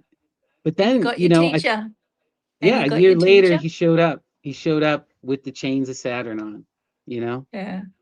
and Yeah. changed my life. So magic Do you want me to works. do you want me to tell you the result of my first Saturn working? Yeah, let's hear it. Okay, it's pretty. It's like I keep running into a sense of humor with the gods, even the ones, especially if they're scary. They've got a sense of humor. So we've been doing a series of hermetic workings from the Greek magical papyrus. We've got 40 people. Saturn's in the sky above us. So I didn't do it on the Saturday. I waited till we had the aspect where Saturn was really well aspected. At that stage, we're on 168 acres in the middle of nowhere, got water either side, and we've got a permanent circle. that's out the front of this property. So it's been charged up with all of the energies from all of these workings. And everybody's nervous about doing the little melt. And you've got to call in Mars to help bind Saturn in case he gets out of control. So they're all like, oh, we haven't done one like this before. So they're a little bit nervous. On one side of us, there's a big sheer drop, like a cliff on one side, and the other side slopes down to the river. Anyway, so we do the little meal, we do the invocation, we do an opening, do the invocation out of the Greek magical papyrus, and then we proceed to move around with the mill. We actually had black salt, so we're milling the black salt. Yeah. And I'll tell you why that was significant later. So we milled the black salt around. And as we did that, we just stopped. And we always stop for a bit of a meditation where people can feel the energy and commune with it. And when we stopped, immediately there was chains. We heard chains clanking up on the side of this cliff.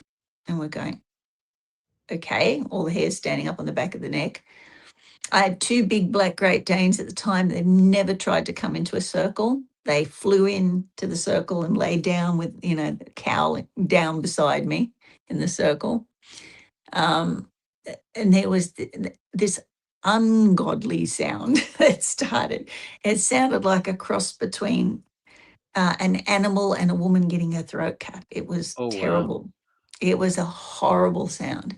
So we quickly finished the ritual, got everybody inside. We had a ritual meal that we have afterwards, did a debrief, told people what they could use the energy for, which at that time we told them that it's for justice, resolving internal issues. And once you resolve the internal issues, you'll be on a new path for the future.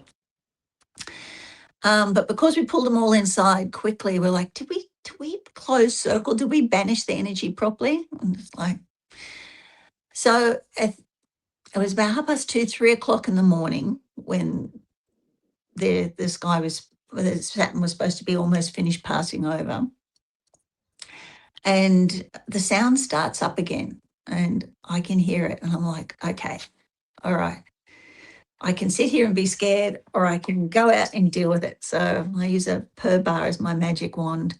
And I went, I didn't even bother going to the door. I went straight out the window in case one of the animals were injured, because we had a large property with lots of animals. No, there were no dogs. Nothing was injured. And the sun was just starting to come up. It was that grey time right between sunrise and sunset. And I stood in the middle of the circle and I went, okay, we didn't banish you properly. I challenge you, come forward. If you're going to try and scare us, come forward and confront me. It's not about scaring me. I'm not scared of you. Come forward and confront me right here, right now. And the bushes start rustling. And I was like, oh God, something is going out of the bushes. And I said, oh, come forward. Don't just rustle the bushes at me. I'm not scared. I might be, you might think I'm a little meat puppet, but I challenge you to come forward and face me. A duck came out making the sound. And the duck just looked at me, came into the circle, perambulated the circle the correct way, left, going out to the south, the way the demons exit a circle, looked back at me one more time, made that sound, which I've never heard again since, and just waddled off. And I went inside, sent a little message to the group and said, what do you think? One of the ladies wrote back and she said, I think you've got to balance your light and your duck forces. Wow. But within not long after that, I had to move out of that property. I moved down to Sydney, met the love of my life, but everything had to change. And Saturn does bring that change. But black salt is also about, if you've got a problem neighbour, you put black salt across their front door. Once they step over it, they'll get an urge to leave. So we used black salt. We had to leave. So, but yeah, if you do call in these things, one, make sure that you do banish the energy properly. My husband's wandering around, not usually up this early in the morning. And two, don't ever be afraid. And don't think you can challenge them, because they are such powerful things. For me to stand out there and challenge this force was so stupid and so hilarious to the god. that it manifested as a duck. You know, like, Right. what would I Right. have done if something horrible had come out of the bushes? But, you know, this little, it's probably how he saw me, you know, just wandered away. So, Yeah. but it was a big, positive, powerful change that I wouldn't have made in my life. But within a month, I was tipped out of that property, which I was heartbroken about at the time, and moved on. And my life became stronger and better after that. But certainly feel there was this incredibly positive force, you know, absolutely nothing to be afraid of. Don't be afraid of magic. Don't be afraid of working with these. You don't have to challenge them. You don't have to bind them. All you have to do is treat them with respect, like you would with any powerful person, and they'll treat you with respect as well. You know, and Mm. it's one of these things, you know, a lot of people are worried about possession, or they're worried about, you know, the effects of some of these negative spirits. And I guess remind people, okay, if you're after possession and you're after those negative aspect of the spirit, you're gonna have to dedicate yourself and turn that into a fixation. Yeah, it can ruin your life and turn you into a monster, but it's not happening overnight. This is something No, that it's going to take a long fixation, and it's going to, but you know, this is the thing. Like if you're just playing, if you're dabbling, the worst thing you're going to have is some bad dreams. The worst thing you're yeah, going to have is a scary moment, you it's your own know? fear most of the time. Most of the time, it's your own Exactly. fear. But there's a thing And when they're saying you have to invite the spirit in, you really like you can get yourself ruined. You can invite demons in that'll destroy your whole life, but you're going to have to mm, dedicate yourself to the demon. And why would you do such a thing? You I know? know it's like if anybody's worried about possession, have a look at voodoo. If you've ever been to a voodoo ritual, Yeah. it takes so long, and they Yeah. call it being ridden. Like you're in there chanting and drinking rum and dancing in a circle for hours to get a couple of minutes of this being coming into you, and then it leaves. It doesn't want to stay there forever. It doesn't, like if you're hanging on to it, poor thing, it wants to go. No wonder you're going to have chaos go around you. You know, let them come in and let them go. But Right.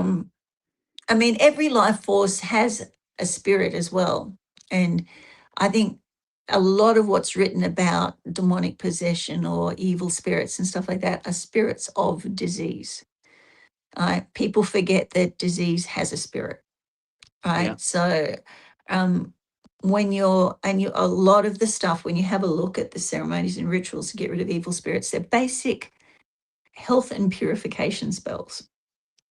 You're getting rid of, like, uh, you're purifying yourself, you're cleansing yourself, you're getting rid of this fever, you're getting rid of this life force energy that is challenging your life force energy. So, but Well, illness does have a people don't notice that aspect. This is one of I've talked about this with my buddy Reg, but a lot of the grimoires, it's actual chemical warfare. Like they're trying to Mm, inflict disease on their neighbors, and this is what it's mm, used for, to go mm, and wipe out the other side.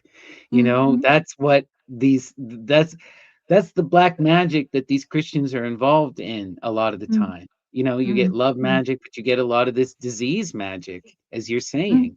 You know, and a Yeah. lot of those more monstrous spirits like that they're invoking are related to various forms of the plague. Mhm.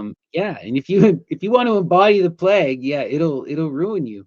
It's Yeah. why you bring that up, because the most classical example I can think of in North America, there was this serial killer named, he calls himself Pazuzu Al Gerard, and yeah, he's a guy. He starts Okay. off as one of these kind of weirdo black metal teens, but Yeah. over the course of years of ritual abuse, of sacrificing animals, turning his whole life into an occulted nightmare, and it just Mm, escalates and escalates and escalates. Starts off with animals, then eventually moves on to people. But it's like he starts off as somewhat of a guy who just had a fixation on the evil, but he mm, started getting into it, and then it took over his whole life. But it took years before he became the monster, years and years. mm. And it's really a sad story of the failure of community and of police. You know, Yeah. it's like But wild. but also the sad thing with that is that, like, Pazuzu was demonized with the movie The Exorcist. Yeah. Yeah. Before that, Pazuzu was the defender of women against Lilith. He Yeah. was the storm god. He was a Zeus image, and you called him in. He was the wild storms of the desert with thunder and lightning that scared Lilith away. He wasn't Right. evil. He was the protector. I Right? know. That's why he looks scary, but there's nothing evil about him. He protects women and newborn babies from Lilith. You know. It's like Ammon, he does this. Yeah. I'm not sure exactly the etymological root, but he always equates Beelzebub with this Eleusinian version of Dionysus called Ebulius. And he says that Mhm. it's a corruption of Ebulius and it's a Mhm. pun on his name. And you see this kind of thing where it's all about satirizing all of the other gods and the characters around, Every so much of every that demonic society magic. every society does that. We've had a Yeah, succession of world powers, and they successively demonize the deities of the previous world power. right. So only one that really didn't do that was Rome, but they assumed them instead. They subsumed them instead They of subsume them. demonizing them. Yeah, Yeah. they subsume Yeah. them and they make them lesser, or they say Mhm. they're just aspects. But Caesar's still the highest. I want to show you something. I'm going to share something real Right. special with you. Hang on a second.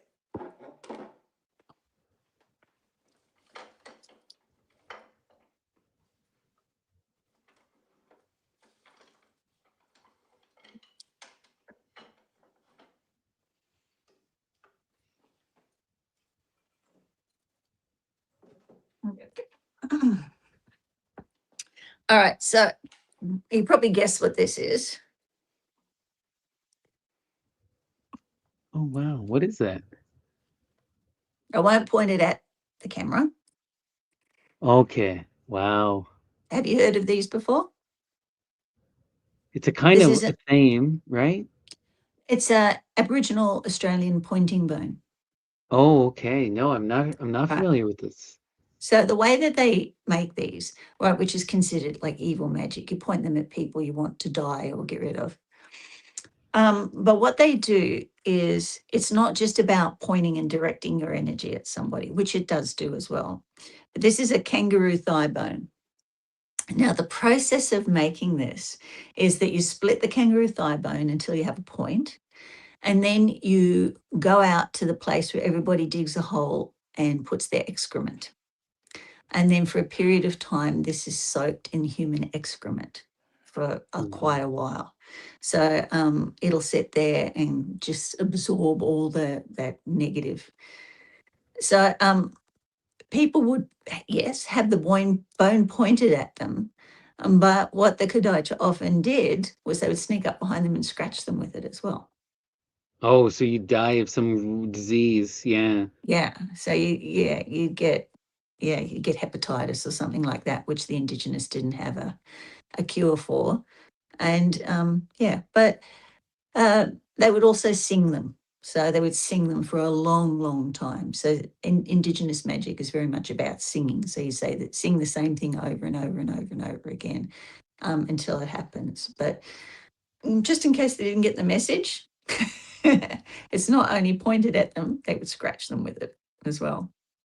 Yeah. Oh, that's wild. So, yeah. So, yes, there is the Kadacha magical aspect to it as well.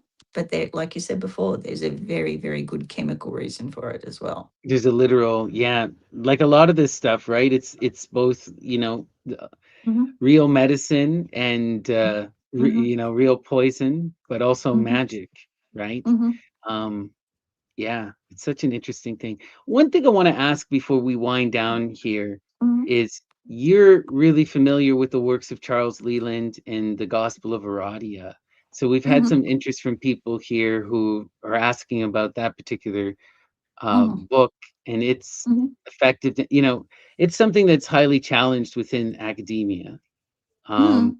I there don't are know many why. different, yeah, Mhm. there are several academics, Dr. Ammon, I can't remember her name, but Leslie sent me another folklorist anthropologist who says that this is legit, but you know, it's one of these disputed folklore traditions.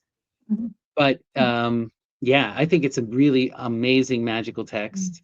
Mhm. And to me, I just look at the opening story where they talk about the creation of reality with Diana, and to me that just Mhm. seems so legit. I I don't like know. this. This version's got Crowley's Queen Right, of the on Princess the of Discs, the pregnant discs. Yeah, yeah, princess. Yeah, yeah. that's So beautiful.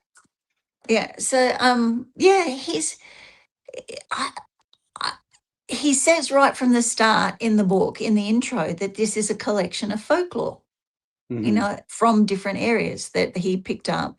From that That Madalena woman, Well, mostly. Madalena is actually referred to not in this book, it's referred to in other texts. He Mm, actually documents Madalena coming and giving him this. But then he also traveled around and picked up other stories. And when you read this, it is very geocentric, right? So to different right. parts. He goes to this city and gets them from there. So Madalena gave him a large collection, but then he went to different places. Like we were Yeah. talking about Bonavente that he went to, and he got the stories from Bonavente. So it's a collection of, it's like saying, like it's a magical text, but it's also like saying, oh, Hans Christian Andersen and the Brothers Grimm are not academic. Right, right, right. You Yeah, know, it I, just I don't it's I just don't even because know how we get. I think a lot of the you know. problem is because of okay. So Mm, we also have to confront the elephant in the room with Charles Leland in terms of his work in mm, North America with the indigenous people, where mm, he does conflate their stuff with Norse myth and was caught making stuff up and lying. But that's a mm, very, it's like, so this is why people are so circumspect of him, right? Because yeah. we do know he did make up stuff about the indigenous people to try and make him more similar to European traditions. Yeah. Yeah. Show, And show me an so, academic. Show me an academic that doesn't have an agenda. right, right, right, right, Yeah. right. No, Yeah. you're right. That doesn't mean you throw it all away or that there isn't Yeah. interesting stuff here. And he's Yeah. clearly getting some, and did you ever check out? There's another sister book that's related to this one that I got that I really, really loved called The Legends of Virgil. Mm, And that one is interesting to me because, in my mind, Virgil is this character from history who was a mm, poet, and he helped construct the national myth of Rome. But mm, in these folklores, he's sort of like a wandering Jew type figure, or like mm, some kind of green man type figure who mm. appears and saves people and then disappears. He's like some primordial magician or a Merlin.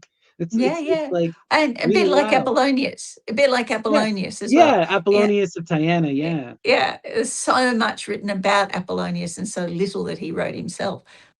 Mhm. Yeah. And he just turns up. He heats a bath over here, and does all these other things. That's 90% of them are science based. I there's a book called The Book of the Magic of Apollonius of Tyana, and we now know that they are scientific things he's doing. And I've Mm. said I was going to do something on the magic and the sigils of Apollonius, and he does do sigils, but I just, every time I go to do it, I go, yeah, he's heating that bath by condensing, how we know how to condense heat today.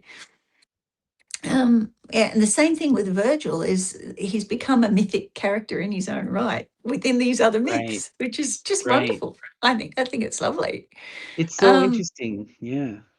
but there's like in his intro, he says that the spells contained in here, when he came back, there was a magician that was just using a few of them, and he started to make a living using his collection of the magic that's written in here. So, I mean, even in its day, it wasn't that popular that everybody knew it, or the magician himself that had been using these stories and these magics, everybody would have identified it as straight away as just being myth and legend. So he had to dig for these a bit. Well, He some of had to this go and stuff to find me, them. okay, like one of the spells that I tried and I had some success with, and we talked about this briefly, was the Red Mm, Goblin, the mm, spirit in the round stone. You yeah. find yourself a round stone, you toss it in Mhm, the air, you call the goblin in, and then the goblin will hang out in the stone. mhm, And what happened with me is that he hung around and some interesting stuff happened. but I had told him that I was going to give him offerings and pray to him on my altar. One day I forgot to pray to him, and the next day the stone was gone. It rolled Yeah. away, and it just disappeared. But it tells you that that's what will Yeah. happen. Yeah. And I love the story in here about Laverna. Right. So Mm, Laverna is the goddess for everybody that doesn't have a goddess. If you're right. considered too bad and too evil that the rest of the gods won't be interested in you, then you can go and call on Laverna. So Right. there's some interesting stuff in there. Oh, The there's so much. story of the first fascination, the story. Look, even Right. Hans Christian Andersen and the Grimm brothers, when they were collecting their tales of Europe, they put their own spin on them. They look Yeah. at everything that, how can we write something that doesn't go through our own filter? And this is the Right. myth of academia. You Yeah. know, every academic puts their own spin on it, some to a lesser, some to a greater degree, and they will draw connections and conclusions from all these other texts. And yet they're going crook on him for trying to draw a correlation between ancient North myth and North American Indians. Well, isn't that what academia Yeah. does? Yeah. Well, You you know? know how academics get, they can get so ridiculous about, and Yeah. that's my biggest criticism. I there is some good to that perspective of taking a thing, putting it in its box, and trying to analyze it from within its own perspective. But it also only tells you about something from within that limited perspective. Yeah. But what academia wants to do is tell you that that's the correct perspective. But that's like only listening to the Catholics about themselves. You're never going to Yeah. get the full story. It's like, Yeah. you know, Every academic talks about the ontological context. Yeah, well, yes, yeah. what was the ontological context of this? You got to Mm. take that step back and have a look. And maybe it came from there. Maybe it relates to this. Maybe it does that. Well, Yeah. in like my comparative kind of mythological mindset, I just look at like we're talking about that myth of the Red Goblin. I see similar stories all over the place, Mm. especially in a lot of these indigenous and African stories. Like you always got Right. to give in the various Haitian traditions, you got to give the spirit a home. They need a Right. box, they need an idol, they need a rock, and so Mm. getting a stone that's special, Mhm. consecrating it to a spirit, like that's just normal pagan stuff. You know Yeah. what I mean? Absolutely, absolutely. And I did I found the holy stone upon the ground and put it in my pocket, and you keep it Mm, there and you touch it every day. Yeah, but mine, you're supposed to make a wish with it. And I did make a wish, and there was no way I was getting rid of my beautiful red stone that I found on the ground. But the day after I made the wish, it was gone. right. It's so you know, if people don't believe us, do the stuff. If it works, it can't be wrong if it's working. Yeah. Right. That's the And biggest thing. Aradia muddy spell in this, where you put a few coins in a pond that reflects the moon, and then say the spell to Diana. Moon, moon, beautiful moon, fairer far than any star. Moon, oh moon, if it should be, bring good fortune unto me. Right? Yeah, you say that. Yeah, it says then your money will be doubled or tripled, by the next moon. So Right. try some. Have a go. Charge up. Have a Yeah. go at a few different techniques and see what happens. If people try Aradia, have a go at voodoo. Do some goetic spells. Have a look at some of the Solomon ones. Try a bit of Wicca. Do a bit of seasonal magic. Have a go at something and see what happens. If you have a Don't be afraid. situation, don't be afraid. There's nothing to be afraid of. It's again, as we see so often, if you look at the Bible, and people are afraid of Lucifer within the Bible, and yet he was the champion of mankind. You go into Malik Turs, who was the Luciferian guy from the Middle East. He cried so much for mankind's situation when they were cast out of the garden that he put out the fires of hell with his tears. He's the one that gave, you can be like God. You can have this knowledge, right? Right. And guess what? God says, in the day you eat from the tree, you will die. And yet Adam lived to be 930 years of age. So Right. who was lying? You know? Well, And it's you know death, you know the reality of death, but Mhm, this is the thing also, it's like you see this in the mystery of Cain talking about Lucifer. What's the reality of death is that death allows for immortality because it mhm, allows for the infinity of change and it allows for justice and the renewal of the cycles. We get to be in this play of life because of death. So yeah, mhm. you die, but that's a blessing, you know? Yeah. Yeah. And he still lived 930 years. That wasn't too bad anyway. Exactly, right? What this is the thing. It's all Yeah. that's also one of the big things. You know, one of the big things that I learned in a lot of this magic is to recognize the antiphrasis, to flip things Mhm, on their head, to see mhm, the negative in its positive light. And that was such a mhm, big thing for me, was reading that book by Christine de Pizan, the Book of the City of Ladies. It sounds so silly, but when you read it, and she's just like, look, use your bloody intuition. No woman is going to be this stupid. And if mhm, if the women aren't this stupid and the men are saying they are, then the men are wrong. So then what mhm, else did they bloody get wrong? mhm. All these people Yeah. are lying to you for their own That's, agenda. And you got to yeah, think wake up about and it. recognize that, you know? Yeah. Why are we afraid of witches and not afraid of the people that burnt them? Right, right, right. Yeah. Yeah, this is the thing. This is the thing. Should you be terrified of Medea or should be terrified of the guy who's asking her to commit atrocities? That's Right? right. Yeah.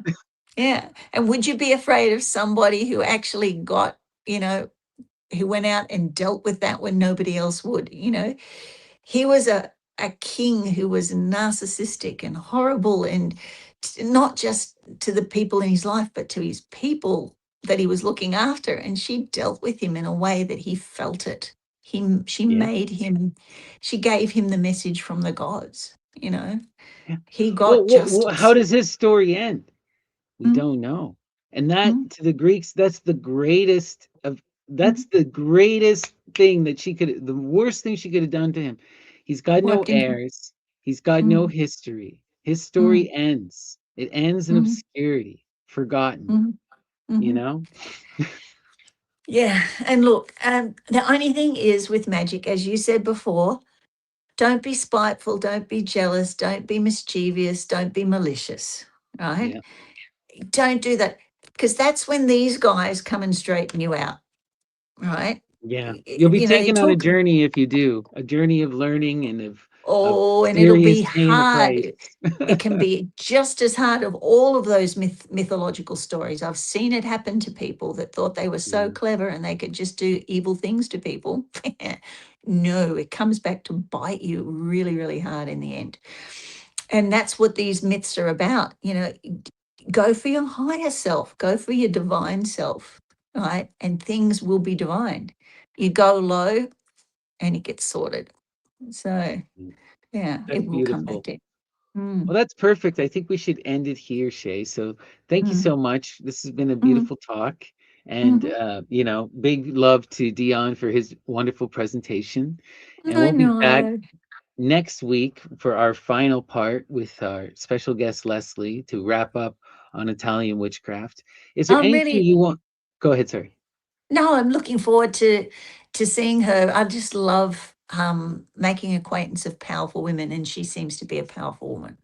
She's so one of the most brilliant people I've met. So I'm gonna be, and Mm, so are you. So I'm happy to put you two in conversation. That'll be great. fantastic. Yeah. Um, but yeah, is there anything that you have coming up that you'd like to promote or talk about on your channel? Okay, one very, very specific thing is I put my first song on Spotify, right, this week. And it's about empowering young men. So we always talk about Oh, empowering women, but I've been watching this looks maxing culture that's been going oh through. man. Oh, I just Be if that was my careful. Be son, careful. I'd be so, them breaking their cheekbones to make them bigger, breaking their legs to get leg extensions, and just from a woman's point of view, and I'm a woman that loves men, that has been loved by a lot of men. I'm telling in this song, I just tell the young men what's really important and how easy it is to be loved, and all they've got to be is themselves. Yeah. So if you've got somebody that you're worried about with this, please share the song. It comes from a very heartfelt place. Yeah, but young men, you just share it with them. And if you're going through this looks maxing thing, realize you're enough and you are already loved. And we do love you, Right. and have a listen to the song, and it'll give you a few ideas. Yeah, come down out of your imagination and search for real love and connection. That's what Yeah. all these people these need. It's just this is something that I just I see it in so many different ways right now, as young men especially. It's like a crisis of Princes of Swords, where everyone Mm, is in that Prince of Swords energy, like a whole generation in that mm, energy, where they're just isolated and caught up in their imagination, hating themselves and hating mm. the world, And thinking doing that these nothing. extreme tortures to themselves, torturing Yeah, themselves. yeah, They talk about what, women with all to beauty make an image. expectations. Yeah. But, likes on Facebook doesn't equal being a genuine person. We No. just have to be real, be honest, be true, and be you. And that's all you need. You will find that if you're more concerned about other people than yourself, people will love you. They Yeah. will. People will love you. And don't get caught, too also people getting caught up in that influencer culture. So many of Mm, these influencers, they're caught up in that cult of greed, right? Like mm, these lick smaxers are created by their audience. Like this is someone mm, who's deeply, deeply mentally ill. And they're mm. only able to do that because they have a mentally ill audience that's fueling. It's like a cycle of abuse. Like, Yeah. Oh, it's so hard to it's not. watch. They're not. I don't see that the boys are mentally ill. They're being made feel insecure and less by these Yeah. people. And all a woman wants, a woman doesn't fall in love with her eyes. Like, honestly, I've always avoided pretty boys. What Yeah. a woman wants to hear is if you are listening to her, if you're willing to It's talk not to really her. about, like knowing a lot of these men who've gone through it's not nothing to do with women.